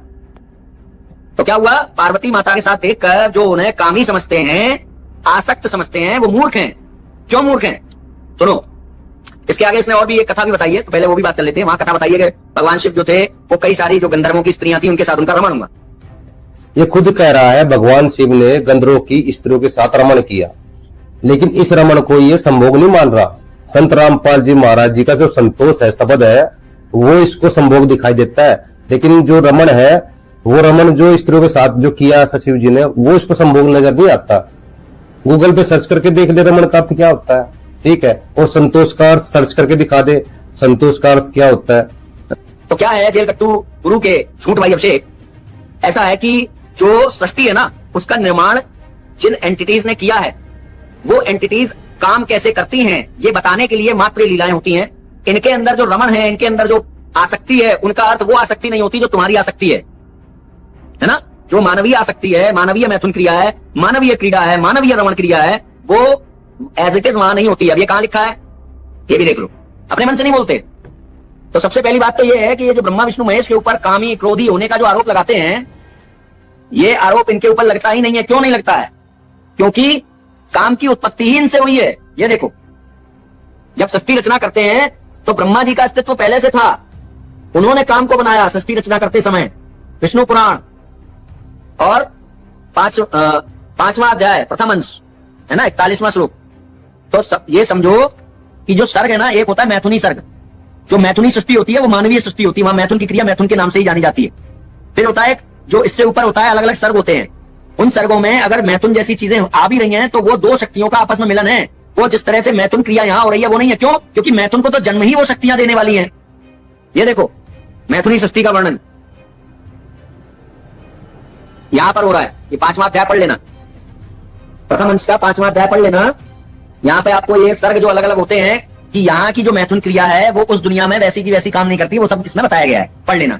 और बहुत सारे पुराणों में ये हमने एक उदाहरण के लिए बोला। तो कहने का मतलब ये है कि ब्रह्मा विष्णु महेश कौन है? ये वो तत्व है, महातत्व है, इनको महातत्व भी कहा गया है। ये वो तत्व हैं जो जिनसे ये शक्ति उत्पन्न हो रही है, जिस सृष्टि में मैथुन क्रिया होती है, जिस सृष्टि में काम होता है। यानी कि उनकी दुनिया में तो ये सब है ही नहीं, जो आप जो काम का जो रूप आप जानते हो वो सब कुछ उनकी दुनिया में है ही नहीं। बस आप किसी तरह से उनकी लीलाओं को, उनके काम करने के तरीकों को समझ पाए, इसलिए उन शब्दों में आपको वो बताया जा रहा है। कह रहा है ऊपर के जो लोग हैं वहां मैथुन क्रिया नहीं होती। तो भाई जब वहां मैथुन क्रिया नहीं है तो उन भगवानों को नारे की जरूरत क्यों पड़ी? वो अकेले भी तो रह सकते थे जब मैथुन क्रिया नहीं है। तो विष्णु जी ने लक्ष्मी को क्यों चुना और शिव जी ने पार्वती को क्यों चुना और जो है ब्रह्मा ने सावित्री को क्यों चुना? जब ऊपर मैथुन क्रिया नहीं है तो नारी की जरूरत क्या है? वो अपने आप भी तो रह सकते थे। तो स्त्रियों को साथ में रखने की क्या जरूरत थी? पुरुषों को भी साथ में रख सकते थे। अब तुम जो कह रहे हो कि भगवान शिव ने गंधर्वों की स्त्रियों के साथ रमण किया, तो तुम ये बताओ, ये जो भगवान है ये स्त्रियों के साथ रमण क्यों करते हैं, पुरुषों के साथ रमण क्यों नहीं करते? चाहे तुम भागवत पुराण देख लो कृष्ण जी की, और चाहे ये कोई सी पुराण उठा लो, ये जितनी भी जो क्रिया करते हैं, जितनी भी रमण करते हैं, जो रति क्रिया करते हैं, सब स्त्रियों के साथ ही करते हैं, पुरुषों के साथ क्यों नहीं करते भाई? और फिर मना कर देते नहीं वो मैथुन क्रिया नहीं है, मैथुन क्रिया नहीं। तो मैथुन क्रिया नहीं तो पुरुषों के साथ भी करो ना उस चीज को, तुम उस स्त्री के साथ भी करते हो उस चीज को, है चोड़े में झूठ बोल रहे हो। अब तो जो है एक प्रमाण दे रहा है, वहां पर आसक्ति नहीं है, वहां पर विकार नहीं है और वहां पर जो है मैथुन क्रिया नहीं है, एक प्रमाण दे रहा है। लेकिन इन पुराणों के अंदर सैकड़ों जगह लिखा हुआ है वहां पर रति क्रिया भी है, मैथुन क्रिया भी है, वहां बच्चे पैदा भी होते हैं, वहां पर अश्लीलता भी है, सारा कुछ इन पुराणों के अंदर लिखा हुआ है और सैकड़ों प्रमाण है। तो इस एक प्रमाण के आधार पर उन सैकड़ों प्रमाणों को झूठा कैसे साबित करेगा भाई? एक वो अनिरुद्ध आचार्य जी है, वो कहता है कि श्री कृष्ण जी जो है उन्होंने, उनके अंदर काम नहीं था, उन्होंने काम को वश कर लिया था, काम नहीं था उनके अंदर। अब उससे कोई पूछो, श्री कृष्ण जी ने जो 16,000 रानियों से जो बच्चे पैदा किए थे, उनकी जो करोड़ों की संतान बन गई थी, वो ऐसे ही बन गई थी क्या? वो गूगल से डाउनलोड की थी या फिर वो किसी मंत्री संतरी के थे? थोड़ा दिमाग तो लगाओ, तुम बोल क्या रहे हो? मतलब इतना ही झूठ बोल लो जितना चल जाए, मतलब लिमिट से ज्यादा ही फेंक देते हो। अरे पढ़ा लिखा समाज है, वो सब जानता है, कोई अनपढ़ गवार थोड़ी ना है कि जो तुम मुंह में आए बोलते जा रहे हो। देखो प्रमाण ये लिखा हुआ है, देवी भागवत महापुराण प्रथम खंड 4था स्कंद अध्याय 13। चाहे विष्णु ब्रह्मा शिव इंद्र आदि और बृहस्पति ही क्यों ना हो, देहधारी तो विकारो युक्त ही है। यहाँ ब्रह्मा विष्णु शिव को देहधारी बता दिया, यानी मानव जैसा। ब्रह्मा विष्णु महेश तक आसक्ति से ग्रसित है।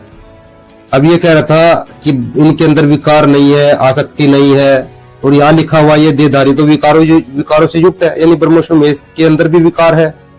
और यहाँ पर लिख दिया ये आसक्ति से ग्रसित है, और ये कह रहा था इनके अंदर आसक्ति नहीं है। ठीक है, इससे आसक्त, हे राजन, आसक्त प्राणी कौन सा अनर्थ नहीं कर बैठता? ब्रह्मादि यानी विष्णु शिव जी समस्त देवताओं के मूल कारण भी गुण ही है। उनके भी शरीर 25 तत्वों से बने हैं, इसमें संदेह नहीं। जैसे मानव के शरीर 25 तत्वों से बने होते हैं, वैसे इनके भी शरीर 25 तत्वों से बने हैं, इसमें कोई संदेह नहीं। हे राजन, समय आने पर वे भी यानी ब्रह्मा विष्णु शिव जी भी मृत्यु को प्राप्त होते हैं।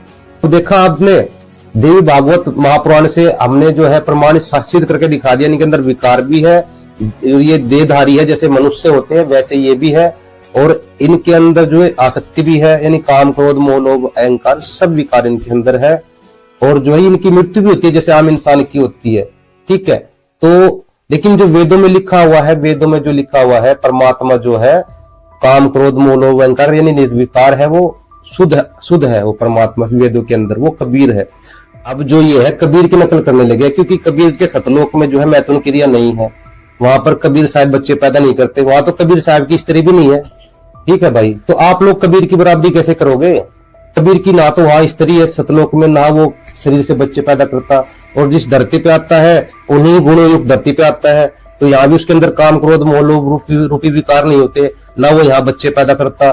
ठीक है, लेकिन जिनको आप भगवान बता रहे हो, ब्रह्मा विष्णु महेश रामकृष्ण को आप सर्वशक्तिमान बता रहे हो, लेकिन भगवान तो है ब्रह्मा विष्णु महेश, लेकिन ये सर्वशक्तिमान नहीं है, लेकिन आप इनको सर्वशक्तिमान बता रहे हो। तो इनकी तो वहां भी स्त्रियां है, विष्णु जी की है, ब्रह्मा की, शिव की, और धरती पे अवतार रूप में आते हैं, यहाँ भी इनकी स्त्रियां होती है, यहाँ भी बच्चे पैदा करते हैं। तो कबीर की बराबरी कैसे करोगे भाई? कबीर तो निर्विकार है, ना तो ऊपर विकार है ना यहाँ विकार है। ये जो भगवान है इनके अंदर विकार ऊपर भी है यहाँ भी है, और इन्हीं पुराणों में लिखा हुआ है। अब तेरा प्रमाण सच्चा, हमारा प्रमाण झूठा, कोई तेरे पास पैमाना है जिससे तू हमारे प्रमाण को झूठा साबित करे, अपने को सच्चा करे? तो हमने जो प्रमाण दिखाया, काल जो है ये शैतान है, ये सारे शैतान के लक्षण दिखाए हैं, और वेदों में लिखा हुआ है, यजुर्वेद अध्याय 16 के मंत्र 2 में लिखा हुआ है कि परमात्मा जो है भयानक रूप से रहित है, यानी परमात्मा का जो है भयानक रूप नहीं है, वो भयानक रूप से यानी विकराल रूप से रहित है, जबकि काल का रूप भयानक है। तो वेदों में तो भयानक रूप रहित बताया गया है, ठीक है, उस परमात्मा को, समझ रहे हो? तो ये जो ओम है, ये ब्रह्म है, यही काल है और इसका भयानक रूप है, तो परमात्मा इससे भी ऊपर है, ब्रह्म को पैदा करने वाला ब्रह्म ने कहा गया वेदों के अंदर उसको। ये देखो, ये माता दुर्गा के साथ बलात्कार लिखा है, ये देखो, ये देखो, कब हुआ बलात्कार, दिखाओ प्रमाण। ऊपर से आप कह रहे हैं प्रमाण है आपके पास, लाइए प्रमाण। प्रमाण कह रहे हैं, प्रमाण है हमारे पास। ये देखो, कब हुआ बलात्कार, दिखाओ प्रमाण। ऊपर से आप कह रहे हैं प्रमाण है आपके पास, लाइए प्रमाण। प्रमाण कह रहे हैं, प्रमाण है हमारे पास। पार्वती माता राम के पास इसलिए जाती है कि उनको संभोग करना है, और ये पुण्य कर रहे हैं ये जेलधाम निवासी। तो तुमको ये शर्म नहीं आई? ये सीए जो पार्वती माता के बारे में गंदा गंदा लिखा उसको बेच रहे हो। नहीं है क्या? सीता माता के लिए राम जी के साथ संभोग करने गई थी, है? क्या लिख रहे हो? क्या लिख रहे हो उसमें? कैसे बंद करोगे? क्या लिखा है तुमने चंद्र जी की? मेरे धार्मिक भावना का हाथ हुई है, मैं वो नहीं कर रहा हूँ जो आपने किया है, आपने बहुत गंदा काम किया है। संत रामपाल जी महाराज जी की किताबों को अश्लील बताने वालों, आइए हम दिखाते हैं आपको अश्लीलता क्या चीज होती है। जो पुराण है इनमें जो है और भी बहुत सारी पुराणे हैं, और भी बहुत सारे पुराण है, इनके अंदर अश्लीलता भरी पड़ी है। हम दिखाते हैं अश्लीलता किसे कहते हैं आपको, ठीक है, प्रमाण के साथ। देखो मेरे भाइयों, हमें इन चीजों को दिखाने की कोई जरूरत नहीं है, हम नहीं चाहते, क्योंकि ये अश्लील बातें हैं, हमें तो खुद ही शर्म आती है इनको पढ़ते हुए। जो शिवास जैसे उपद्रवी लोग जो होते हैं ना, ये हमें मजबूर कर देते हैं इन चीजों को दिखाने के लिए। ये हमारी जो धार्मिक किताबें हैं, जो हमारी धार्मिक किताबें हैं जिसके अंदर अश्लीलता कहीं भी नहीं है, उनको ये अश्लील बता रहे हैं, और जो ये पुराण है इनके अंदर अश्लीलता भरी हुई है, उनका ये समर्थन करते हैं। आगे चलते हैं। ब्रह्मा विष्णु महेश से सेक्स कंट्रोल नहीं होता है। ये देखिए, विष्णु जी के मन व काम वश नहीं हुआ, ठीक है। और आगे चलिए, शिव जी का आएगा। ये देखिए, भगवान शंकर के भी मन व काम वश नहीं हुआ, ठीक है। अगला, तो हमारी देसी भाषा में कहावत है, छाछ तो बोले छाल नहीं बोले, जिसमें 72 छेद। तो आज वे छेद दिखाए जाएंगे, ताकि इनके जो छेद है उनको दिखाया जाएगा, ठीक है। अब दिखाते हैं अश्लीलता क्या चीज होती है, इन पुराणों से दिखाएंगे। और भाई इन पुराणों को देखने के बाद अगर किसी की गाड़ी का जो इंजन है धुआं देने लगे, तो या तो अपनी गाड़ी का इलाज करवा लेना, या फिर इन जो पुराण है इनका इलाज कर देना, इनको ठीक कर लेना। क्योंकि मेरा कोई रोल नहीं है, मैंने ये लिखे नहीं है, मैं तो केवल पढ़ के सुना रहा हूँ। आज मैं पढ़ रहा हूँ, कल को कोई 10 लोग दूसरे पढ़ेंगे, फिर 100 लोग पढ़ेंगे, एक दिन पूरी दुनिया पढ़ेगी, ठीक है। तो मेरे पढ़ने ना पढ़ने से कोई फर्क पड़ने वाला नहीं है, लेकिन या तो अपने आप को ठीक कर लो, या इन पुराणों को ठीक कर लो, ठीक है। श्री भागवत सुधा सागर है ये, और ये जो कोड नंबर है 1930 है, और ये जो गीता प्रेस गोरखपुर से प्रकाशित है, ठीक है, ये गीता प्रेस वाली है। और इसके हम आते हैं यहाँ पर, ये आगे अष्टम स्कंध और अध्याय 12 है, और पेज नंबर है 550, ठीक है। और इसमें जो है विष्णु जी का मोहिनी रूप के बारे में शंकर जी पूछते हैं कि विष्णु भगवान अपना वो मोहिनी रूप दिखाओ, मैं वो देखना चाहता हूँ। तो शंकर भगवान कहते हैं, जब भगवान शंकर ने विष्णु भगवान से यह प्रार्थना की तब वे गंभीर भाव से इसका शंकर से बोले, इसलिए मैं आपको वह रूप दिखाऊंगा, परंतु उस रूप में तो कामी पुरुषों का ही आदरणीय है। इस तरह कहते हुए भगवान वहीं अंतर्ध्यान हो गए, और भगवान शंकर सती देवी के साथ चारों ओर दृष्टि दौड़ाते हुए वहीं बैठे रहे, यानी सती माता भी वहीं बैठी थी। इसको नोटिस रखना। इतने में ही उन्होंने देखा कि सामने एक बड़ा सुंदर उपवन है। उन्होंने यह भी देखा कि उस उपवन में एक सुंदर स्त्री गेंद उछाल कर खेल रही है। गेंद उछालने और लपक कर पकड़ने से उनके स्तन और उन पर पड़े हुए हार हिल रहे हैं, ठुमक ठुमक चल रही थी। जब कभी साड़ी सरक जाती तो केसों की बेड़ी खुलने लगती, तथा तब अपने अत्यंत सुकुमार बाएं हाथ से वह उन्हें संवार लिया करती।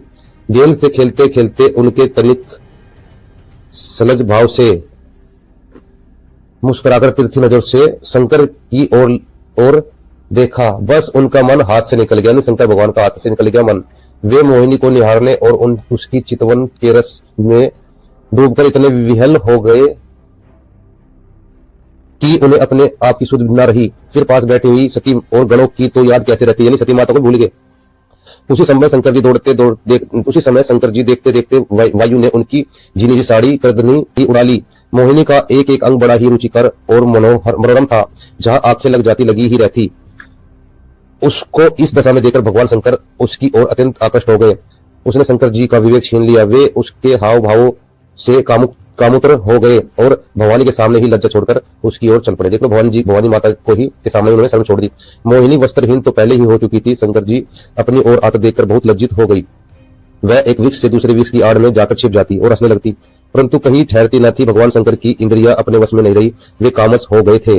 अभी शिवा देवी कहता है ऊपर काम नहीं है, मैथुन नहीं है ना। तो भैया क्या था, और वे हथनी के पीछे हाथी की तरह उसके पीछे दौड़ने लगे। सबसे ज्यादा कामसना हाथी के अंदर होती है, तो हाथी और हथनी का उदाहरण दिया है। तो उन्होंने अत्यंत वेग से उसका पीछा करके पीछे से ही उनका जूड़ा पकड़ लिया और उसकी इच्छा न होने पर भी उसे दोनों भुजाओं में भरकर हृदय से लगा लिया। जैसे हाथी हथनी का आलिंगन करता, वैसे ही भगवान शंकर ने उसका आलिंगन किया। वह इधर उधर खिसक कर छुड़ाने की चेष्टा करने लगी। इसी छीना झपटी में उसके सिर के बाल बिखर गए। इससे उसने इसी प्रकार शंकर जी के भुज पास से अपने को छुड़ा लिया और बड़े वेग से भागी। भगवान शंकर भी उन मोहिनी वेशधारी अद्भुत धर्मा भगवान विष्णु के पीछे पीछे दौड़ने लगे। कामुक हथनी के पीछे दौड़ने वाले मदोनम मत हाथी के समान वे मोहिनी के पीछे पीछे दौड़ रहे थे। यद्यपि भगवान शंकर का वीर्य अमोघ है, फिर भी मोहिनी की माया से वह संकलित हो गया। भगवान शंकर का वीर्य पृथ्वी पर जहां जहां गिरा वहां बस होने के खाने बन गए। तो यानी कृषित वीर्यपात हो जाने के बाद भी उन्हें अपनी समृद्धि हुई, यानी वीर्यपात हो गया जब उन्हें अपनी याद आई। यानी भवानी माता भी बैठी थी वहां पर, जब भी जो है शंकर भगवान का वीर्यपात हो गया, शीघ्र पतन हो गया। तो ये तो शंकर भगवान जी के बारे में आपने देखा हुआ, इसमें भागवत पुराण में लिखा हुआ है, ठीक है। और ये शिवाज देवी कहता है ऊपर मैथुन क्रिया नहीं है, और यो क्या था भाई, मैथुन क्रिया नहीं है, ठीक है। वहां पर सतनों की बात भी लिखी हुई है। वो सतन नहीं थे, क्या पपीते के पेड़ थे वो शिवान है, ठीक है। अब दिखाते हैं कृष्ण जी के बारे में आपको, ठीक है। कृष्ण जी के बारे में है, ये 10वां स्कंद है और अध्याय 29 चल रहा है श्रीमद् भागवत का, ठीक है। पेज नंबर है 772, ठीक। अब ये देखिए, जब उन्होंने गोपियों की व्यथा और व्याकुलता से भरी वाणी सुनी, तब उनका हृदय दया से भर गया। और यद्यपि वे आत्म राम है, अपने आप में ही रमण करते रहते हैं, उन्हें अपने अतिरिक्त और किसी की बाह्य वस्तु की उपेक्षा नहीं है, फिर भी उन्होंने हंसकर उनके साथ क्रीड़ा की, यानी संभोग किया। वह जमुना की तल तरंगों के स्पर्श से शीतल और कुमुदनी की सहज सुगंध से सुवासित वायु के द्वारा सेवित हो रहा था। उस आनंदप्रद पुलिन पर भगवान ने गोपियों के साथ क्रीड़ा यानी संभोग किया। हाथ फैलाना, आलिंगन करना, गोपियों के हाथ दबाना, उनकी चोटी, जांग, नीवी पीवी जो है ना, ये गूगल पे सर्च करना, आपको पता लगेगा।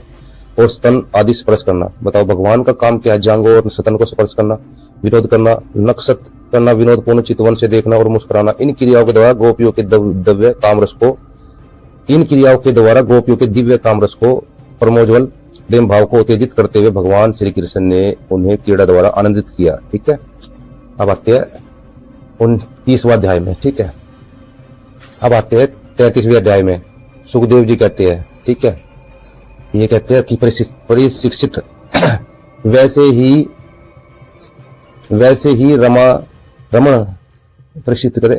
रमण भगवान श्री कृष्ण कभी उन्हें अपने हृदय से लगा लेते, कभी हाथ से उनका अंग स्पर्श करते, कभी प्रेम भरी तिरछी चितवन से उनकी ओर देखते, तो कभी लीला से उन्मुक्त हंसी हंसने लगते। इस प्रकार उन्होंने ब्रजवासियों के साथ क्रीड़ा की विहार किया। परीक्षित भगवान के अंगों का स्पर्श प्राप्त करके गोपियों की इंद्रिया प्रेम और आनंद से विहल हो गई। उनके केस बिखर गए, फूलों के हार टूट गए और गहने अस्त व्यस्त हो गए। वे अपने केस और वस्त्र और केशकुई को पूर्णतः संभालने में असमर्थ हो गई। अब ये जो कथावाचक बताते हैं वे ये चीजें नहीं बताते, वो कहते हैं भगवान ने रासलीला की थी, रासलीला में और कुछ बताते हैं। अब देख लो कैसी रासलीला हो रही है। अब ये चीज नहीं बताएगा। अब ये कौन सा भाई, ये कौन सा रामायण पढ़ी जा रही है? ये अश्लीलता नहीं तो क्या है? और बता, संत रामपाल जी महाराज जी किताबों को अश्लील बताने वालों, पहले इनको तो पढ़ो, ये क्या लिखा हुआ है। ये अश्लीलता नहीं है, ये चमत्कार है ना। शिवांश द्विवेदी तो भगवान श्री कृष्ण यह रास क्रीड़ा देखकर स्वर्ग की दीवांगनाएं भी मिलन की कामना से मोहित हो गई, यानी स्वर्ग की अप्सराएं भी मतलब तैयार होगी। परीक्षित यद्यपि भगवान आत्मा राम है, उन्हें अपने अतिरिक्त और किसी की आवश्यकता नहीं, फिर भी उन्होंने जितनी गोपियां थी उतने ही रूप धारण किए और खेल खेल में उनके साथ इस प्रकार विहार किया गया, यानी संभोग इंटरकोर्स। जब बहुत देर तक गान और नृत्य आदि विहार करने के कारण गोपियां थक गई तथा करुणा में भगवान श्री कृष्ण ने बड़े प्रेम से स्वयं अपने सुगंध करकमलों के द्वारा उनके मुंह पोछे। प्रसिद्ध भगवान के करकमल और नख स्पर्श से गोपियों को बड़ा आनंद हुआ, है ना। ये थी वो रासलीला। देखो भाई, जो एक कथावाचक सुनाते हैं, जैसे थका हुआ गजराज किनारों को तोड़ता हुआ हाथियों के साथ जल में घुसकर क्रीड़ा करता है। हाथी सबके अंदर सबसे ज्यादा काम वासना होती है, यहाँ भी हाथी का उदाहरण दिया है। वैसे ही लोक और वेद की मर्यादा का अतिक्रमण करने वाले भगवान ने अपनी थकान दूर करने के लिए गोपियों के साथ जल क्रीड़ा करने के उद्देश्य से यमुना के जल में प्रवेश किया। उस समय भगवान की वनमाला गोपियों के अंग की रगड़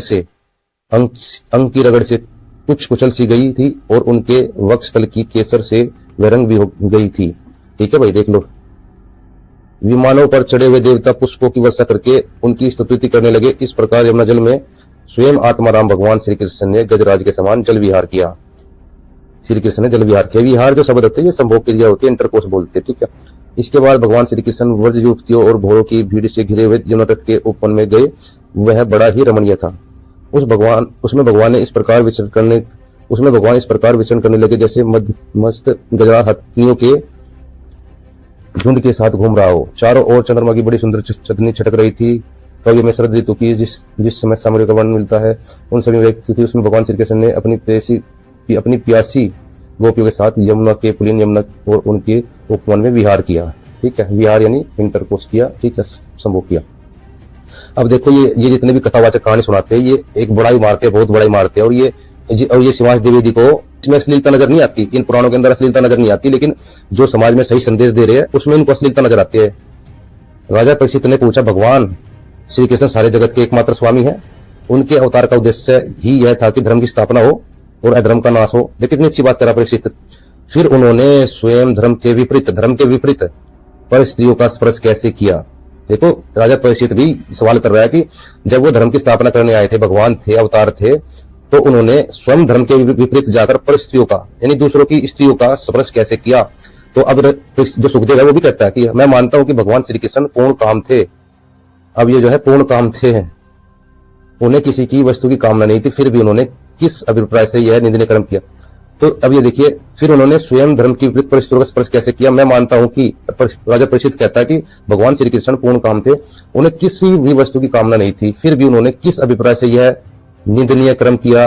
कोई कथावाचक बताता है ये निंदनीय कर्म था, सब बड़ाई मारते हैं, वो रासलीला थी, ये था, वो था। तो ये इनमें अश्लीलता दिखाई नहीं देती, ठीक है। संत रामपाल जी महाराज जी का जो संतोष शब्द लिखा हुआ है, उस संतोष को ये संभोग पढ़ रहा है, वो के अंदर रमण लिख रहा है, क्रीड़ा लिख रही है, ये सारा कुछ उसमें अंदर अश्लीलता भरी हुई है, वो तुझे चमत्कार नजर आ रही है।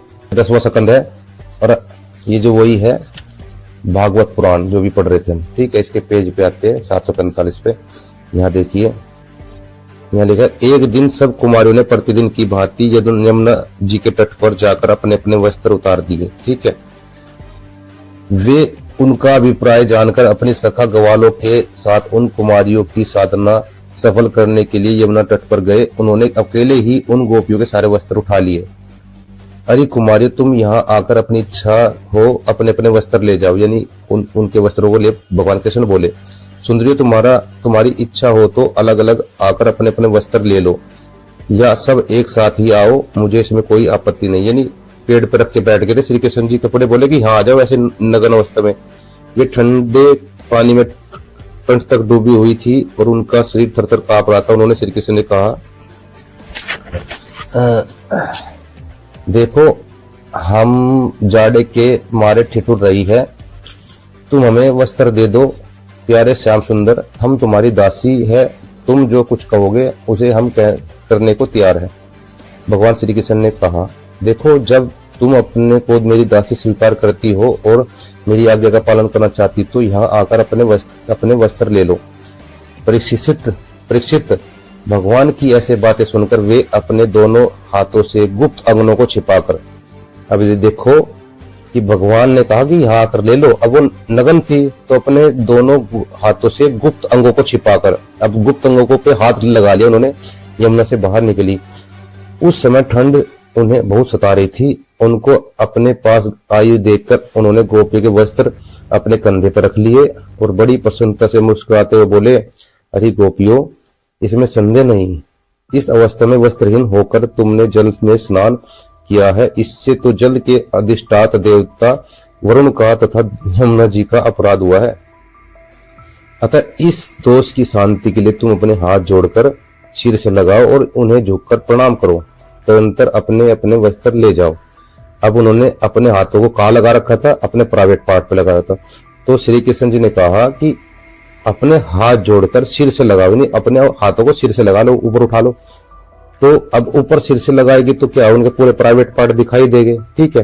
तो ये बात बोलना कि इससे जल के अधिष्ठाता देवता वरुण का अपमान हुआ है, ये तो एक फेक बात थी, झूठी बात थी। क्योंकि जब अभी आपने दिखाया श्री कृष्ण जी ने यमुना नदी में ले जाकर के उनके साथ संभोग क्रिया की, कपड़े उतारे, वस्त्र उतारे, उसके यमुना नदी के अंदर ले जाकर जब उनके साथ वो संभोग क्रिया की, रमण किया, तो तब जल का अपमान नहीं हुआ, है ना। तब जल का अपमान नहीं हुआ, जैसे नहाने से जल का अपमान हो गया। देखो कैसी बात है, ठीक है।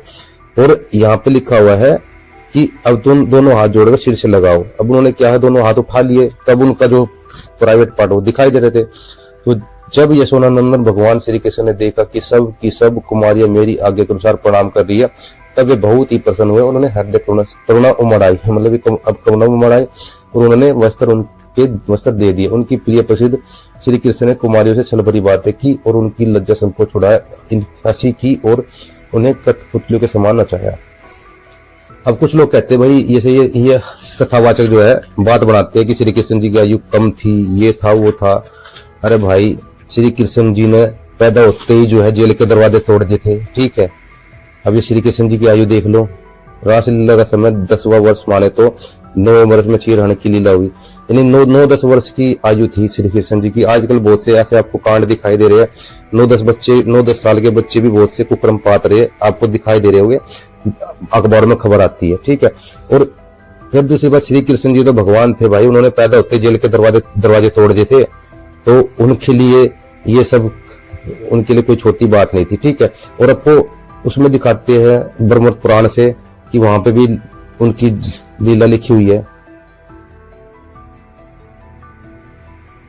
हाँ भाई शिवास द्विवेदी, अब तुझे जो है अश्लीलता नजर नहीं आती इन पुराणों के अंदर है। संत रामपाल जी महाराज जी की किताब में बहुत अश्लीलता नजर आती है तेरे को, इन पुराणों के अंदर तेरे को अश्लीलता नजर नहीं आती, ठीक है। ये ब्रह्म पुराण का और प्रमाण देखो, ये ब्रह्म पुराण का है। और जो कथावाचक कहते हैं श्री कृष्ण जी तो भाई जो है छोटे थे, छोटी आयु थी, भाई श्री कृष्ण जी छोटी आयु में उन्होंने वो काम कर दिए, पैदा होते जेल के दरवाजे तोड़ दिए, जो बड़े बड़े लोग नहीं कर सकते वो काम उन्होंने पैदा होते कर देते, ठीक है। तो ये बात बोलना कि उनकी आयु इतनी थी उतनी थी, ये सब डींगे मारना है इन कथावाचकों की। तो अब देखो ब्रह्म वैवर्त पुराण में लिखा हुआ है, ये देख लो, आप पढ़ सकते हो। ब्रह्म वैवर्त पुराण खंड 4 श्री कृष्ण जन्म खंड, श्री कृष्ण जन्म खंड में है ये, अध्याय 28 है, श्लोक 1 से 37 से 44 तक। इसमें उस समय काम भाव युक्त कृष्ण ने राधिका पर जल छोड़ा। अब काम भाव काम भावयुक्त, ये लिखा है काम भावयुक्त।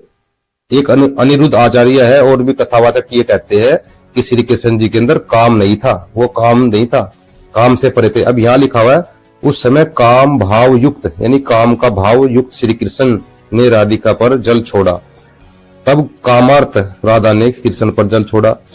फिर कृष्ण जी ने राधा के वस्त्र उतार कर नग्न कर दिया। तत्पश्चात नग्न हो गई राधा को अपने आलिंगन में बांधकर जल के भीतर खींच ले गए। फिर जल से ही उन्होंने क्रीड़ा किया, यानी संभोग राधा ने भी कृष्ण को पीला वस्त्र खींचकर उनको नग्न कर दिया। तो ये देखो पूरे का पूरा पढ़ सकते हो, अपने पुराणों में लिखी हुई बातें है। ये तो हमने कोई लिखी नहीं है भाई, इन पुराणों में लिखी हुई है। ये साफ साफ लिखा हुआ है, नग्न कर दिया, ये कर दिया। लेकिन सिवा जैसी कहते हैं देसी भाषा में छाछ तो बोले छालने भी बोले, जिसमें 72 छेद। अरे भाई छालने को तो देखो इसमें कितने छेद है। दूसरों की किताबों को तुम अश्लील बताते हो, अंग्रेजी। अब ये एक ब्रह्मा जी और रह गए, शिव जी के बारे में होगी, विष्णु जी के बारे में, बहुत पुराणों के अंदर इनके अंदर बहुत भरा पड़ा। लेके पढ़ लेना भाई, वीडियो तो लंबी होती चली जाएगी। तो विष्णु जी के बारे में भी लिखा हुआ, लेकिन श्री कृष्ण जी के बारे में बता दिया इतना काफी। शिव जी के बारे में बता दिया, ब्रह्मा जी के बारे में और सुन लो। ये देखो, ये पद्म पुराण से सृष्टि खंड लिखा हुआ 731 पेज पर। अमोघा नाम की एक नारी को देखकर संपूर्ण लोकों के पितामह का वीर्य सक्लित हो गया। और कैसे हुआ? एक बार एक मुनि थे, उनका नाम संतनु था। उसकी पत्नी पतिव्रता थी, उसका नाम अमोघा था। वह रूप और तथा युवावस्था से सुशोभित थी, यानी युवावस्था में काफी सुंदर थी। ब्रह्मा जी उनके घर गए। मुनि जी जो है बाहर गए हुए थे फूल फाल लेने के लिए। उस अमोघा सुंदरी को देखकर ब्रह्मा जी जो है कामार्थ हो गए, यानी बहुत कामुक्त हो गए। ब्रह्मा जी ने अपने आप को समाधिस्थ करके उसकी चिंता की। अरे चिंता की, उसके कारण ब्रह्मा जी का वीर्यपात उस खाट पर ही हो गया। देखो, यानी खाट पर बैठे थे ब्रह्मा जी और वीर्यपात हो गया काली स्त्री को देखने से। उसके बाद काम पीड़ित ब्रह्मा जी शीघ्र ही चले गए। तो जो है ब्रह्मा जी जो है वहां से शीघ्र चले गए काम पीड़ित होकर के। तो फिर वो मुनि आया, उसने देखा कि भाई वो काट पे पड़ा हुआ देखा वीरिया। बोला कि कौन आया था यहाँ पे? बोला कि उसने बताया कि वो ब्रह्मा जी आए थे। बोला कि ये उसने किस अवस्था में ये क्यों छोड़ दिया, कैसे छोड़ दिया? बोला कि आप ध्यान लगाओ। तो वो उसने देखा कि उन्होंने ध्यान लगाया ऋषि मुनि ने कि उन्होंने कामुक होकर के ये वीडियो छोड़ दिया। फिर वो बोला ऋषि कि आप जो है अपना जो है ये इसको अपना धारण कर लो तुम, यानी कि तुम इसको गर्भ धारण कर लो, ये तो बहुत तेजस चीज है। तो फिर वो जो है वो अमोघा जो थी वो उसको पी गई गर्भ धारण के उद्देश्य से। तो ऐसी सी बातें यहाँ लिखी हुई है, पुराणों के अंदर लिखी हुई है। तो भाई इनको पढ़ो। और तुम कहते हो दूसरों की किताबों को तुम अश्लील बताते हो, पहले इनको तो देखो। ये अश्लील नहीं तो क्या चमत्कार है ये अश्लीलता नहीं है भाई। मतलब दूसरों की किताबों को तुम अश्लील बताते हो, कहते जिसके घर शीशे के हो दूसरों पत्थर नहीं फेंकते भाई, पहले उस चीज को देखो। जैसे सामने आया ना कि वास्तविकता में तुम इन शास्त्रों के साथ क्या करना चाहते हो, फेंक देना चाहते हो नीचों, मगर उनको रखे इसलिए हो जिससे उन शास्त्रों की बुराई बता सको। अरे नीच, तेरे मन में कभी ये नहीं आया कि उसी शिव को, जिस शिव के बारे में बुराई हो रही है, उसी शिव को परम ब्रह्म क्यों कहा जा रहा है? तूने अपने तत्वदर्शी से जाके क्यों नहीं पूछा कि परम ब्रह्म क्यों कहा जा रहा है? जब ये गलत है तो संशय क्यों नहीं आया? और अगर उस शास्त्र की एक बात गलत है, वो परम ब्रह्म नहीं है, वो गलत बात है, तो तुझे उस शास्त्र पर विश्वास क्यों है? ये शास्त्र सही है, उनके उसमें दिए गए प्रमाणों के आधार पर तू जेल कट्टू को तत्वदर्शी क्यों मान रहा है? अरे जो झूठ बोलेगा वो सब जगह बोल सकता है झूठ। तुझे कैसे पता कि झूठ बोलने वाले ने परम ब्रह्म झूठ बोला है मगर दूसरी जगह झूठ नहीं बोला है? ये बात तो तुम्हारे ऊपर भी लागू होती है। तुम भी उन पुराणों को पूरा क्यों नहीं मानते? जो प्रमाण हम दे रहे हैं वो भी तो वेद गीता पुराण से ही दे रहे हैं। तो तुम हमारे प्रमाण को रिजेक्ट करके अपना प्रमाण बीच में क्यों लाते हो? तुमको हमारे दिए हुए प्रमाण पे विश्वास क्यों नहीं है? हमने भी तो इन्हीं शास्त्रों से प्रमाण दिया है, वेद गीता पुराण से। तो तुम हमारे दिए प्रमाणों को झूठा साबित करने की कोशिश करते हो। क्या तुम्हें इन पुराणों पे विश्वास नहीं है? ये बातें तो तुम्हारे ऊपर भी लागू होती है। जब हमने प्रमाण दिखाया कि प्रमाण दिखाया, देखो ब्रह्मोत्सव में इसके अंदर काम क्रोध मोह लोभ अहंकार भी है, आसक्ति से ग्रसित है, और ये जो जन्म मृत्यु में है। फिर तुम अपना प्रमाण दूसरा क्यों लेकर के आए कि देखो यहाँ पे ब्रह्मोत्सव में इसका विनाश लिखा हुआ है? तो तुमने उस प्रमाण को झूठा क्यों माना? क्यों माना भाई? क्यों लेके आए? और फिर तुम्हारे पास कोई ऐसा पैमाना है जिसे तुम ये साबित कर सको कि तुम्हारा प्रमाण सही है हमारा गलत है?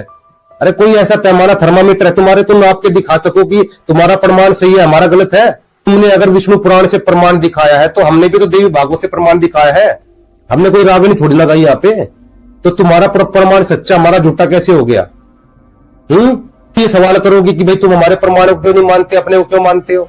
तो भाई हमारे पास एक चुंबक है, जब उस चुंबक को हम रखते हैं तो लोहे जब उस चुंबक को हम इन पुराणों पे, इन वेदों पे, गीता पे रख के देखते हैं तो वो लोहे को उठा लेती है और मिट्टी को छोड़ देती है। यानी कि लोहा यानी सच को ग्रहण करती है और झूठ जो है मिट्टी है उसको छोड़ देती है। जैसे हंस होता है, हंस के अंदर जो है एक क्वालिटी होती है, उसको दूध में पानी मिला के रख दो तो दूध पी जाएगा, पानी को छोड़ देगा। तो जो हंस के अंदर जो क्वालिटी होती है वो क्वालिटी सतगुरु रामपाल जी महाराज जी ने अपने शिष्यों को दी है। ठीक है, वो चुंबक दी है, वो इन वेद पुराणों पर रख के देखते हैं और वो उनके अंदर से जो सच होता है उसको उठा लेते हैं, जो झूठ होता है उसको छोड़ देते हैं। चुंबक कौन सी है, इस वीडियो का जब पार्ट 2 बनाऊंगा ना उसमें दिखाऊंगा मैं वो चुंबक कौन सी है। ठीक है, तुम लोगों के पास नहीं है वो नीर खीर का निबेड़ा करने वाली, क्योंकि तुम लोगों के पास वो चीज नहीं है नीर खीर का निबेड़ा करने वाली, यानी दूध पानी को अलग कैसे करे। तत्वदर्शी संत किसको कहते हैं? तत्वदर्शी संत वो होता है जो दूध के अंदर जो तत्व होता है ना घी, उसको अलग कर दे और छाछ को अलग कर दे। तो भाई ये पुराण है संत रामपाल जी महाराज जी ने इनके अंदर से घी को अलग कर दिया और जो छाछ को अलग कर दिया। तुम छाछ को पी लो, हम मना थोड़ी ना कर रहे हैं। तो भाई देसी घी जो है वो तो अलग ही है। ठीक है, तो भाई उसी को तत्व ज्ञान कहा जाता है। वो तत्वदर्शी संत के शिष्य वैसे हमें ऐसे ही थोड़ी ना कहते हैं, हम उनको छोड़ रहे हैं, उनको पकड़ रहे हैं। इसके पीछे भी हमारे पास एक पैमाना है, थर्मामीटर है, जिससे हम ये नापते हैं कि यहाँ पुराण में झूठ लिखा हुआ है, यहाँ सच लिखा हुआ है। ठीक है, वो थर्मामीटर भी दिखाएगा तुम्हें अगली वीडियो में। और तुम्हारे पास हो तो थर्मामीटर तुम दिखाओ, कौन सा थर्मामीटर से तुम बता रहे हो कि ये जो हमारा प्रमाण गलत है, तुम्हारा सही है, नाप के दिखाओ। प्राणियों में काम, ये देखिए काम कौन है भाई, इनका काल है। तो अब इनकी भाषा में इनसे बात करेंगे जैसे ये करते हैं। तो काल कौन है? काल काम भी है। तो तू फैक्ट भाई अभिषेक अपनी माता जी से जाके ये पूछ कि जब तू जन्म होने की तेरी प्रक्रिया चल रही थी, जिस समय तुझे जन्म देने की, तो वो काल के साथ चल रही थी या तेरे पिता के साथ चल रही थी? क्योंकि सेक्स तो काल है ना, और सेक्स के बिना तो तू हुआ नहीं होगा। और मैं तो वही बात बोल रहा हूं ना जो प्रमाणिक है तेरे अनुसार। तो तू पता कर इस बात को, है ना? अरे तुम्ही को बोलना आता है क्या? पता कर कि तेरी जो जन्म लेने की जो प्रक्रिया थी उस समय वहां पर काल था, वो राक्षस था, शैतान, या तेरे पिता थे? पूछ उनसे जाके, अपनी माता जी से जाके। क्योंकि काल तो सेक्स भी है और काल तो काम भी है। वहां पर काम के बिना तो तू हुआ नहीं होगा, या हुआ होगा तो बता रहा अपनी दिव्य कथा। तो तू काल पुत्र हुआ, उस हिसाब से शैतान पुत्र हुआ। शिवास, क्यों भाई आपने गीता नहीं पढ़ी क्या? गीता अध्याय 10 के श्लोक 28 में गीता ज्ञानदाता खुद कह रहा है कि मैं काम हूं, यानी कामदेव हूं। पढ़ो देखो, मैं शस्त्र में वज्र और गौ में कामधेनु हूं और संतान की उत्पत्ति का हेतु कामदेव हूं। तो हो गया क्लियर कि संतान की उत्पत्ति के लिए मैं काम हूं। गीता ज्ञानदाता यानी खुद कह रहा है कि मैं काम हूं। और 11 के 32 में ये कहता है कि मैं काल हूं। तो ये काल ही तो काम है। कबीर साहब भी अपनी वाणी में कहते हैं, जहां दया वहां धर्म है, जहां लोभ वहां पाप, और जहां क्रोध है वहां काल है, जहां अक्षमा वहां आप। यानी कि अक्षमा करना जो है परमात्मा गुण है और जो क्रोध जो है वो काल का गुण है। तो हमारे अंदर दोनों ही विकार होते हैं, नेगेटिव और पॉजिटिव हमारे अंदर विचार आते रहते हैं, नकारात्मक और सकारात्मक।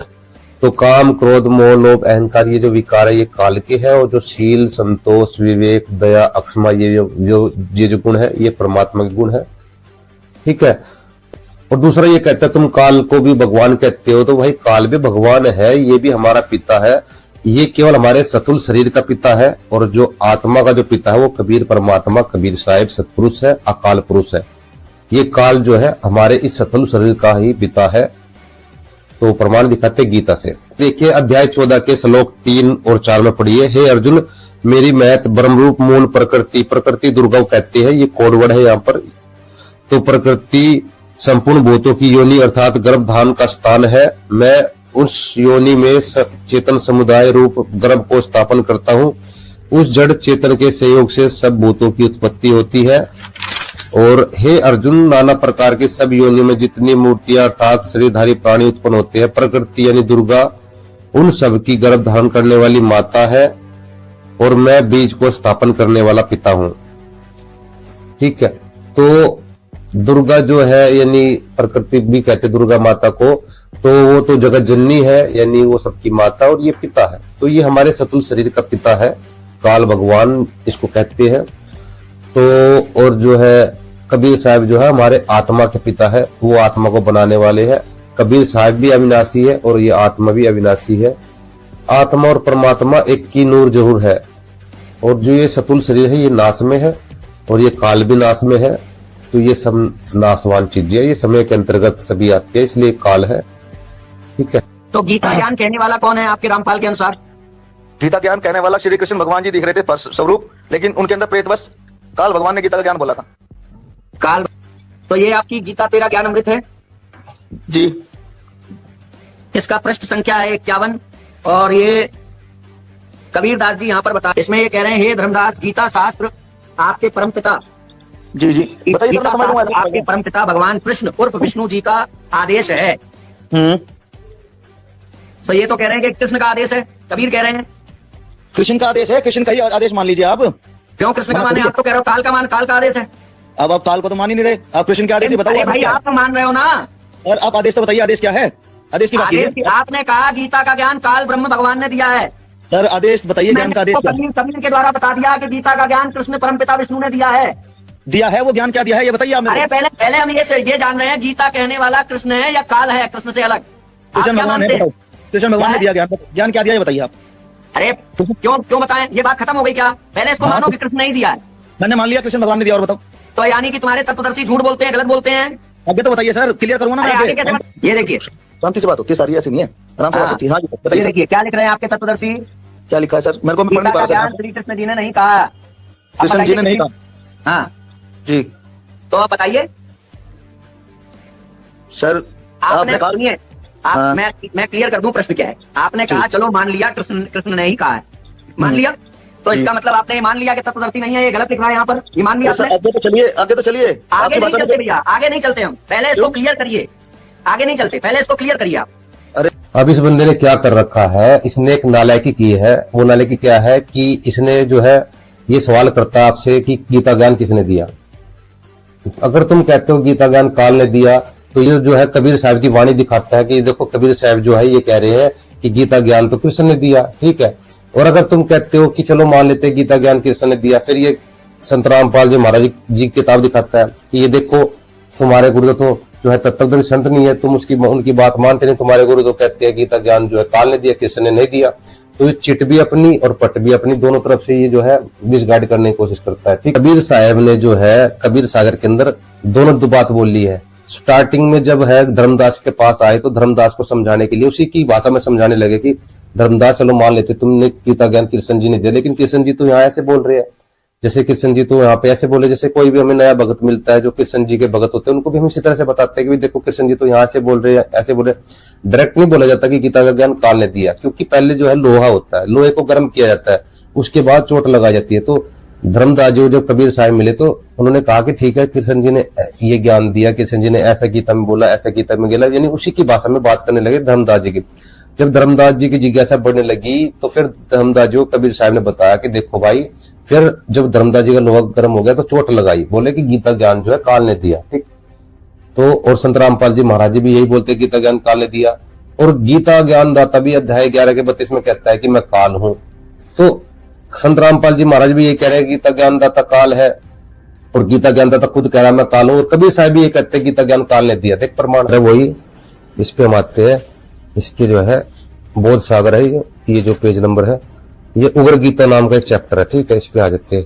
देखो, काल रूप जब मोरा अर्जुन तुम जब रहो न ठोरा, ये जो है यहाँ भी बोला। देखो, धरो रूप आकाश पाताला महास्वरूप भयंकर काला। ठीक है, ये कहते कृष्ण जी ने बोला। देखिए संतराम कबीर साहब क्लियर कर देगा यहाँ पे आगे। देखो इस पे आ गया पेज नंबर, ये देखो 38 पे। ठीक है, यहाँ पर जो है लिखा है रूप देखा हुआ हूँ श्याम स्वरूपा और बेगी छिपा हुआ हूँ काल स्वरूपा।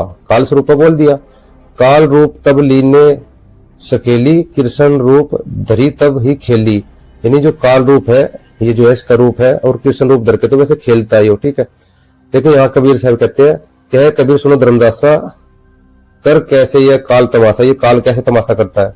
यह जग अंधा उल्टी रीति अंधा मोलना फूटी मस्तिष्की, इन अंधों की मस्तिष्की यदि फूट चुकी है, इन मस्तिष्की जो आके फूट चुकी है, ये अंधे है बता रहे कबीर साहब। अंधेरे पंडित, यानी पंडितों को भी अंधे कह रहे हैं। और पढ़े पुराना, ये जो है पंडित जो है अंधे है, ये पुराण को पढ़ते हैं।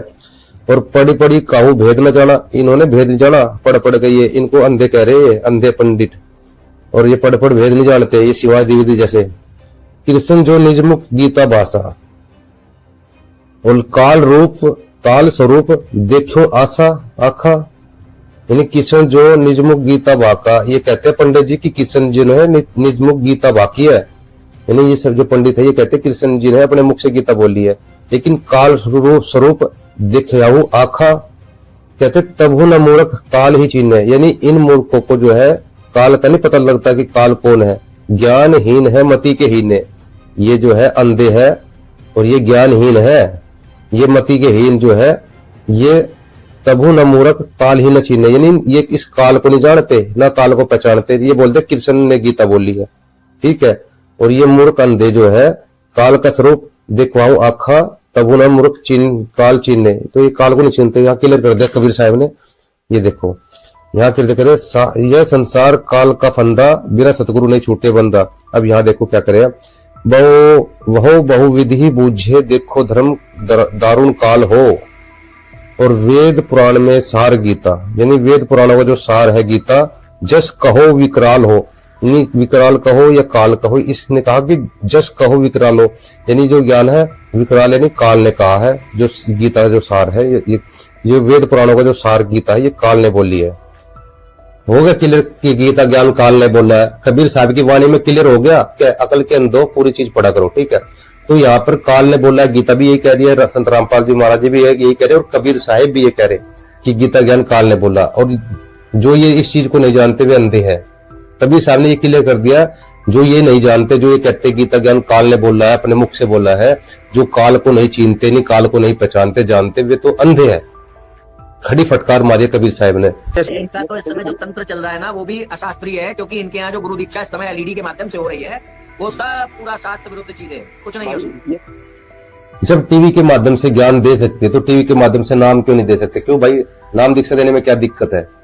जैसे कि नाम दीक्षा, वर्ड पावर शब्द शक्ति जो होती है वो काम करती है। जैसे मोदी जी, नरेंद्र मोदी जी की जो शब्द शक्ति है वो देश में काम करती है। तो नरेंद्र मोदी जी ने टीवी के माध्यम से बोल दिया कि जो 1000 और 500 के नोट जो है वो मान्य नहीं रहेंगे आज से। तो उस दिन से 1000 और 500 के नोट बंद हो गए थे। तो क्या नरेंद्र मोदी ने घर घर जाके बोला था? तो केवल वर्ड पावर थी नरेंद्र मोदी के पास, शब्द शक्ति से उन्होंने बोल दिया, पूरे देश में मान्य होगी वो बात, ठीक है, पूरे देश में लागू होगी। तो शब्द शक्ति काम करते हैं। ठीक इसी प्रकार संत जो है अगर टीवी के माध्यम से नाम दीक्षा दे देता है कि शब्द शक्ति वर्ड पावर होती है, तो अगर संत रामपाल जी महाराज जो टीवी के माध्यम से नाम देते हैं तो वो जो वर्ड पावर है वो शब्द शक्ति काम करती है, ठीक है। दास के पास वर्ड पावर है उस परमात्मा की दी हुई, जिस भी शब्द से बोलूंगा परमात्मा खूब जान लेता है और आपके सारे काम करेगा, मिनट नहीं लगेगी। संत रामपाल जी महाराज सामने बैठकर नाम दे दे या टीवी के माध्यम से नाम दे दे तो वो चीज काम करेगी, ठीक है। गुरु शिष्य का प्रेम होना चाहिए। गुरु शिष्य का जो है प्रेम का नाता होता है, प्रेम के धागे से बंधे होते हैं और वचन शक्ति से बनते हैं। मैंने और संत रामपाल जी महाराज जी को आम संत मत समझो, जिनके पास वर्ड पावर है उनके पास दिव्य दृष्टि भी है, ठीक है। तो भाव बिना भक्ति नहीं होती। कबीर साहब भी कहते हैं कि ज्ञान संपूर्ण हुआ नहीं, हृदय नहीं छिदावे, देखम देखा भक्ति का रंग नहीं ठहरावे। जो लोग ये कहते हैं भी सामने बैठकर ही नाम दीक्षा लेनी चाहिए, क्योंकि लेकिन जो तुमने टीवी के माध्यम से या ऑनलाइन नाम दीक्षा ली है, तुम्हारे गुरु को तो पता ही नहीं चला कि उन्होंने किसको नाम दीक्षा दी है। तुम्हें ये विश्वास नहीं है कि टीवी के माध्यम से नाम दीक्षा लोगे और गुरु जी को पता नहीं चलेगा कि किसको नाम दीक्षा दी है, तो तुम्हें इस चीज पे विश्वास कैसे है कि गुरु जी जो नाम दे रहे हैं उससे तुम्हारा मोक्ष हो जाएगा? भाई इस चीज में विश्वास कैसी है कि जो गुरु जी ने तुम्हें नाम दीक्षा दी है उससे तुम स्वर्ग में, महास्वर्ग में, सतलोक चले जाओगे? इस चीज में विश्वास कैसे है? तो भाई विश्वास का खेल होता है और ज्ञान का खेल होता है। ज्ञान से विश्वास होता है और विश्वास से प्रेम बढ़ता है, और प्रेम और गुरु के बीच में जो है विश्वास और प्रेम से ही गुरु शिष्य का जो है संबंध बनता है, ठीक है। तो अपने गुरु पे पूर्ण विश्वास रखो। वो जो नाम दीक्षा दे रहे हैं वो टीवी के माध्यम से भी दे रहे हैं, तो वो नाम दीक्षा काम करेगी अगर आप सच्चे दिल से ले रहे हो, और गुरु महाराज तो दे ही रहे सच्चे दिल से, ठीक है। तो इन मूर्खों की बातों में ना आए, ठीक है। संत रामपाल जी महाराज जी के पास सब शक्ति है और वो दिव्य दृष्टि भी है, जिससे कि वो देख सकते हैं कि उनसे नाम दीक्षा किन्होंने ली है। ऐसे बहुत से अनुभव, ऐसे बहुत से इंटरव्यू सुनने को मिलते हैं। एक काम जिक्र करें तो राधा स्वामी के जो प्रचारक थे, उन्होंने खुद बताया कि संत रामपाल जी महाराज जी ने उनको देखते ही बता दिया था कि तुमने अपना जो बेटा था वो राधा स्वामी वालों को दान में दिया था, जबकि उसने संत रामपाल जी महाराज जी कुछ भी नहीं बताया था। तो संत रामपाल जी महाराज जी ने वे बातें बता दी जो कि उसने नहीं बताई थी, और उसके बेटे से बात करवा दी, मरे हुए बेटे से भी बात करवा दी। तो ये कोई आम इंसान नहीं है संत रामपाल जी महाराज, थोड़ा इस चीज को समझने की कोशिश करो, ठीक है। ऐसे से बहुत प्रमाण है और इनकी तरफ से एक पॉइंट का लेकर के जवाब नहीं मिलता कभी। बिल्कुल पॉइंट टू पॉइंट जवाब दूंगा और प्रमाण के साथ दूंगा, ठीक है। तो डायरी में नोट कर लेना भाई साहब, ठीक है। एक ऐसा बिंदु सोचा था कि भाई ये सर्वशक्तिमान ईश्वर को पकड़ लो और जो जिसके पास सर्वशक्तिमान ईश्वर वो सब उसके हो जाओ। मैंने खुद ही कह रखा है, मैं हर उस टीम का हो जाऊंगा, हर उस वो उसका हो जाऊंगा जो अपने ईश्वर को सर्वशक्तिमान कहे। आर्य समाज कह दे सर्वशक्तिमान, कह तो सब रहे, मतलब उसको जो उसका निर्वाह करे, सर्वशक्तिमत्ता का निर्वाह करे, ईश्वर के बारे में जब बताए, तो जब अगर आर्य समाज कह देगा सारी बातें मान लूंगा उसकी, कोई और बात बची नहीं। जहां ईश्वर है वहां धर्म है। मगर जो धार्मिक बंटवारा हुआ है वो इसी बात पे तो हुआ है कि हम सर्वशक्तिमत्ता स्वीकार नहीं करेंगे। फिर वो भले इस्लाम बन जाए जहाँ ईश्वर अवतार नहीं ले सकता, क्रिश्चियन बन जाए जहाँ कणकण में ईश्वर नहीं है, और या फिर वो सनातनाभास के रूप में आर्य समाज बन जाए। आपको जो सर्वशक्तिमान ईश्वर कहे, ये कबीर को कह रहे हैं ना रामपाल वाले, अभी कबीर को ही ये सर्वशक्तिमान सिद्ध करने के पीछे पड़ जाएंगे, हो जाएंगे शंकराचार्य को मानने वाले। ये कहता है शिवाजी द्विवेदी कि जो सब कुछ कर सकता है ना वही सर्वशक्तिमान होता है परमात्मा, जो सब कुछ नहीं कर सकता वो सर्वशक्तिमान परमात्मा नहीं होता। तो फिर भाई तुम्हारा भी भगवान सर्वशक्तिमान नहीं है, तो दिखा तुम्हारा भगवान सब कुछ कर सकता है क्या? तुम्हारा भगवान काम क्रोध मोह लोभ अहंकार को वश में कर सकता है क्या? यानी काम क्रोध मोह लोभ अहंकार से परे तुम्हारा भगवान हो सकता है क्या? रहित काम क्रोध मोह लोभ अहंकार रहित तुम्हारा भगवान हो सकता है? नहीं हो सकता ना। फिर तुम्हारा भगवान सर्वशक्तिमान कैसे हुआ? तुम्हारा भगवान अकाल हो सकता है, यानी समय यानी काल से परे हो सकता है? नहीं हो सकता। तुम्हारा भगवान जो है जन्म मरण रहित हो सकता है? नहीं हो सकता। इस हिसाब से तो तुम्हारा भगवान भी सर्वशक्तिमान नहीं है, ठीक है। अगर तुम कहते हो वहां पर निराकार रूप में है, वो है, फिर धरती पे आता तो जन्म मृत्यु में क्यों हो जाता है? हमारा कबीर तो ऊपर सत्यलोक के अंदर भी अमर पुरुष है, अमर शरीर है उसका, और धरती पे आता है यहाँ भी उसका अमर शरीर होता है। यहाँ भी नहीं मरता वो, वहां भी नहीं मरता वो, जैसा का तैसा है। उसके जो गुण वहां है वही गुण यहाँ है, वो तो जैसा का तैसा है, ठीक है। तुम्हारे भगवान के गुण क्यों बदल जाते धरती पे आकर के? वो क्यों मृत्यु को प्राप्त हो जाता है? वहां क्यों वो स्थायी है? तो वहां की बात तो अगर तुम बात करते हो तो वेदों में देख लो, वेदों में लिखा परमात्मा से शरीर है, अमर परमात्मा है, उसका जन्म उसका कभी मरण नहीं होता, वेदों में भी लिखा हुआ। तो फिर इस वेदों पे भी तुम्हारा भगवान खड़ा नहीं उतरता इस हिसाब से, तो सर्वशक्तिमान कैसे हुआ?